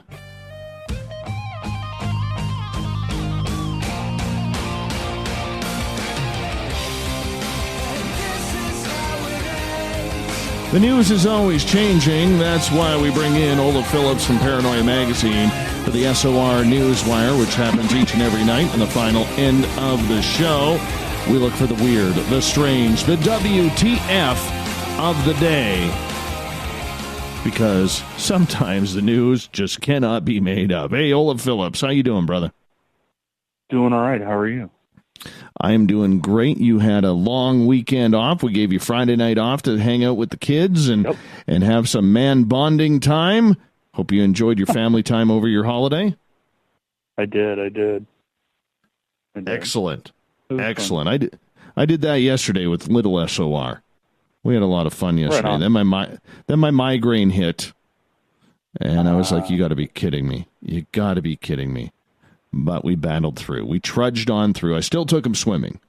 I promised him I would take him swimming, and I still took him swimming. So that's all right. I took the mini paranoias to a truck every year in the town of Sonora, which is actually famous for the Sonora Aero Club. They have a truck parade the day after Thanksgiving, and so I take them there every year. We watch these trucks all rigged up with Christmas lights, and they have a lot of fire trucks, and it's pretty cool. Very, very cool. Yeah, we didn't get up to much this past weekend. Didn't get up to much. What do you think of the big news today about NASA landing back on Mars for the first time in 6 years? Yep, they made it through the 7 minutes of terror. I still think it's pretty impressive, man. When you are sitting there watching and you hear the countdown and they're starting their descent at like Mach 1.7 and they let the parachutes go. I'm sitting there thinking, wow, those are some strong parachutes to be able to be deployed at that speed. Well, yeah, I mean, if you think about it, parachutes in general are pretty strong. I mean, when a pilot ejects, the rocket motor in the ejector seat actually pushes the pilot away at pretty much the maximum speed without killing them. So, you're at a very, very high speed, even just ejecting. So, yeah, I mean, parachutes in general are extremely strong. What do you think this means? I mean, you're a secret space program kind of guy. Here they are looking for water, other sediments that might be able to help sustain or figure out how to sustain any type of future life on Mars. Yet you believe we've been there or are currently there. Yeah, I mean, I think the NASA and the ESA and these organizations, they're doing what they set out to do, and they do what the public expects. And I think that they believe in what they're doing, and they are doing what they say they're doing. But it's a parallel program that distracts the rest of us from what's going on. I mean, look, I think it was just last week, there was a big bombshell article written about, maybe we need to dump, stuff in the upper atmosphere to reflect all the sunlight to lower the temperature, i.e. global dimming. Everybody goes, oh, wow, that's an amazing idea. Yeah, but Dr. Edward Teller wrote that article 30 years ago, right? They've been dumping that stuff in the atmosphere since the 50s, the 60s, they're already doing it, but, somebody had a bright idea, so suddenly it's new. And I think that a lot of these things, they take place because it helps them cover up what's really going on. All right, and with that, now, what do you got for news for us? What's flying the friendly skies at the SOR Newswire? Well, I've got some shower thoughts. It's that time of the week. You ready? Sure, let's get to it. Bad things always happen to good people because when bad things happen to bad people, it's a good thing. People shake with their right hand as a sign of trust, with both participants immobilizing their dominant hand. This makes left-handed people the most dangerous people to shake hands with. Yes, I know that feeling, man. I get confused to this day. On that one. If a dog year is equivalent to 7 human years, playing with your dog for an hour is equal to a human workday of pure awesomeness. Excellent. Let's see what else we got here. If a toy Deadpool appeared in a Toy Story movie, he would be aware that he's a toy in the Toy Story movie. Plus, he would know that his toy self is a character from another movie that also is aware that he's in a movie from a comic book. Plus, he'd know that his existence is entirely owned by Disney. That one pushes it a little too far. Let's see. Come on. Golf is literally a sport. Huh? Go ahead. I'm not fast enough? No. Golf is literally a sport to see who can play the least golf. Yeah. That one weirds me out. It weirds me out too. Very shortly there will be a generation that doesn't know what a computer mouse used to have a roller ball inside. Are those still around? Can you still buy the roller ball? Remember when you had to have to pop the roller ball out to clean the lint off the roller's inside? I know. To get it moving again? Yeah. It's kind of patronizing that a computer asks you to prove you're not a robot. Thanksgiving leftovers probably taste better because you get to eat them alone. Setting a morning alarm is like placing a bomb that will blow up your dreams. Very true. Very true. I got another weird one, but it's not it's an article. Hang on a second. Cafe criticized for stupid I can't talk tonight. Stupid ham sandwich sparking heated debate. Uh-oh. What's wrong with the ham sandwich? If you go into a cafe and order a sandwich, you'd expect your order to come back looking pretty standard. Just your favorite filling between 2 slices of bread. It shouldn't be too complicated, right? Wrong. One person has uploaded a picture of what they claim their cousin received when they ordered a sarnie from a cafe in Sydney. Reddit user MilloXF uploaded the photo which shows a completely deconstructed meal served in 2 cardboard boxes. Instead of being presented with a straightforward ham sandwich, the customer was given all the ingredients laid out in a box. There were 2 slices of bread, some butter, plus some ham and various salad items. Most bizarrely of all, this one creeps me out, in the center is a little pot of mustard with a small gherkin artfully placed in the middle. The people of Reddit have slammed the cafe for this stupid sandwich that apparently cost a whopping $17. Wow. I quote, "If I wanted to make a sandwich myself, I would have stayed at home and done it," one user said. "This is the worst sandwich I have ever seen. I don't understand the appeal of deconstructing food at all." Others were more baffled. "Who the blank has the strawberries on a sandwich?" one Reddit user asked. Another agreed, writing, "The stupidest thing of all in that pic is the dumb strawberry." Not everyone criticized the deconstructed sandwich, with some saying that they thought that the meal looked perfectly fine. So go to a restaurant, get a box with all your sandwich stuff in it. I don't know. Come on. I don't know. I'm confused by that. I'm confused by it too. What else you got for us? And hang on, it's loading. All right. This is worth the wait. This is one of those ones where you're like, WTF. I'm ready. Okay. Driver, I wasn't on my phone. I was eating a hash brown. A Connecticut man who says he was wrongly cited for distracted driving after police mistook a McDonald's hash brown for a cell phone is continuing his legal fight. The Hour reports that Westport police gave Jason Strieber a $300 distracted driving ticket in April. The Westport man challenged the charge and lost in court. He was granted a retrial that is scheduled for December 7th. Stieber says the officer thought a hash brown he was eating while driving was a cell phone. Stieber says phone records show he didn't make any calls around that time he was pulled over.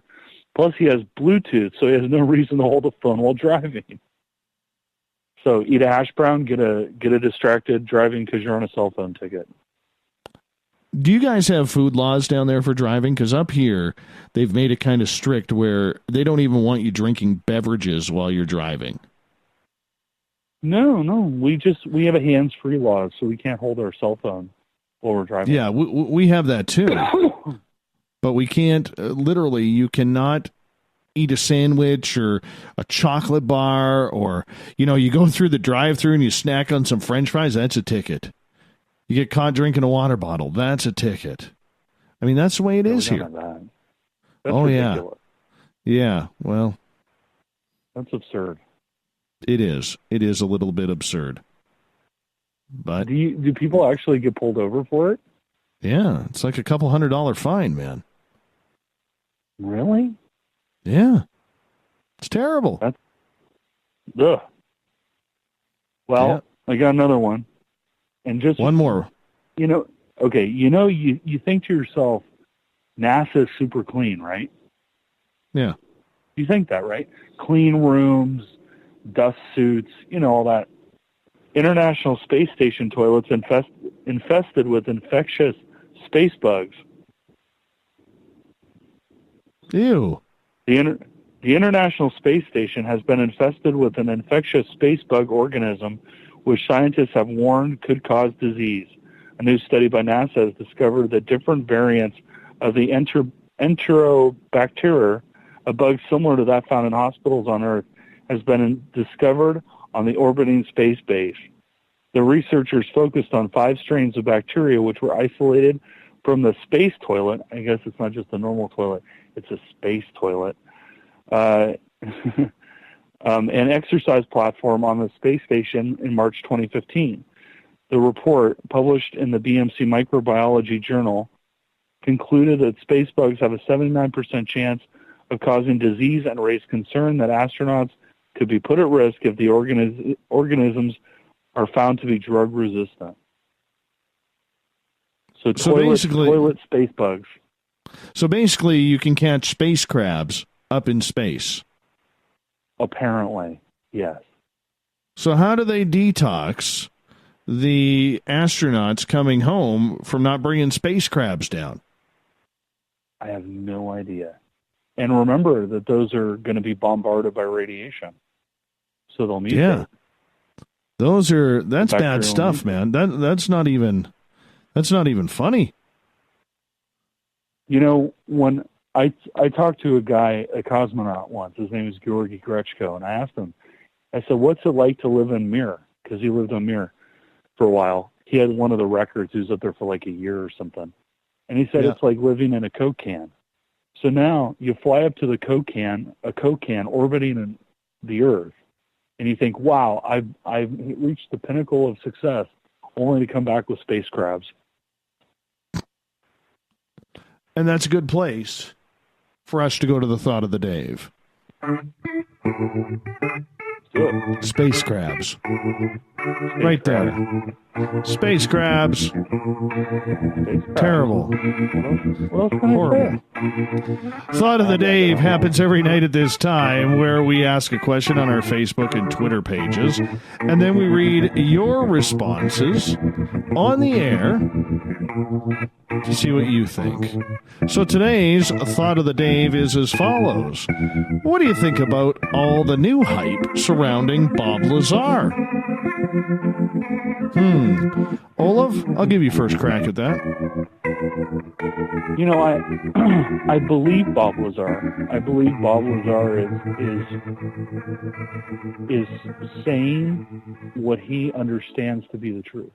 I don't know if it is the truth or not, but I think he is accurately representing what he was told. And I think that all this new hype about this Lazar documentary, you know, I'm fine with it. I think it's just, you know, there's a filmmaker who is interested in Lazar's story and wants to make a movie about it, maybe make some cash. I don't think the Lazar pushed it. I think the filmmaker probably came to him. In my experience with the Lazar story, every time anything's ever been fronted for Lazar, they came to Lazar. Lazar didn't go to them. And, you know, that's true of BobLazar.com, and I suspect it's true of this movie as well.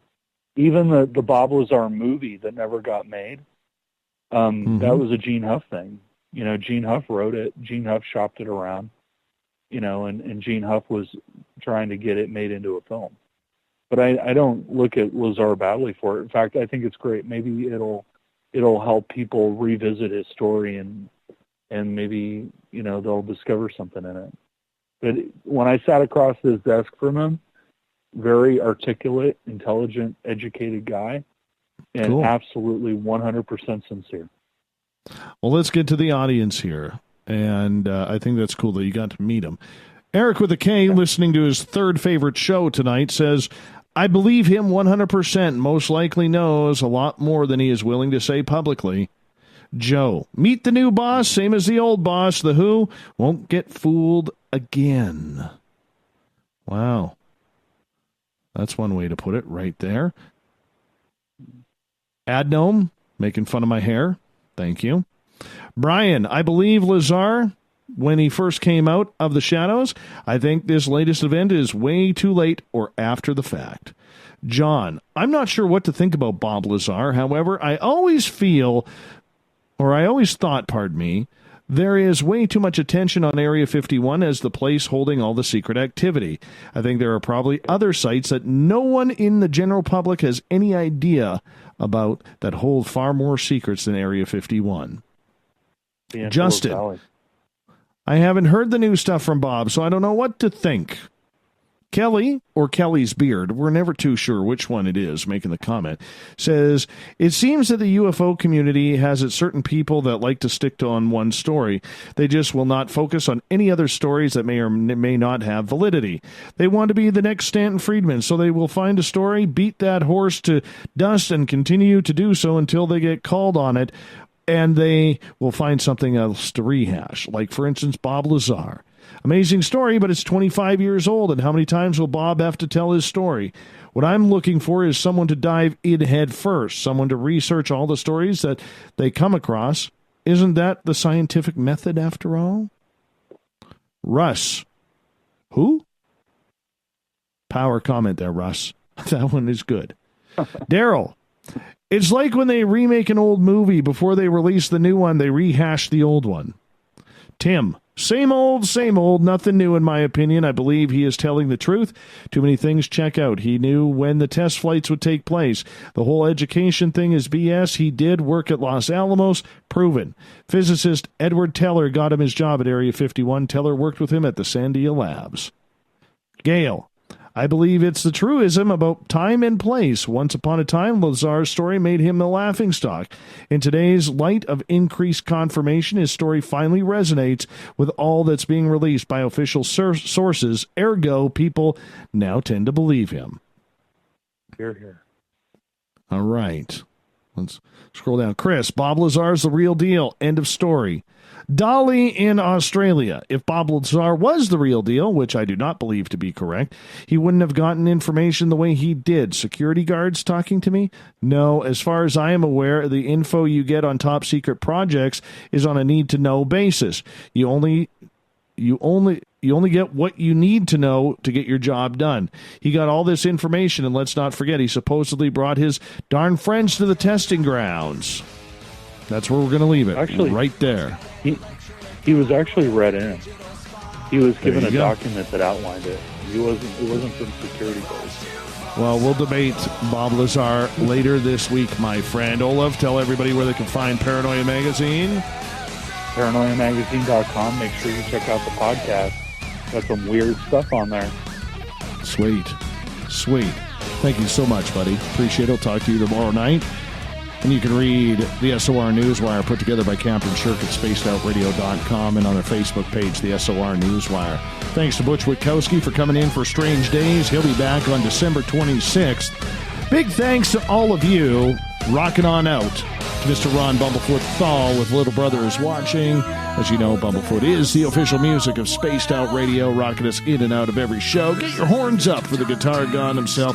And to all of you in the chat rooms on Twitter at hashtag Spaced Out Radio, including you, Snickers. Have a good night, everybody. Thanks for sharing the show. Thanks for being with us each and every night, because together, my friends, we own the night. I'll talk to you in 21 hours from now. Mr. Bumblefoot, we need a favor. We need you to take us home. Good night.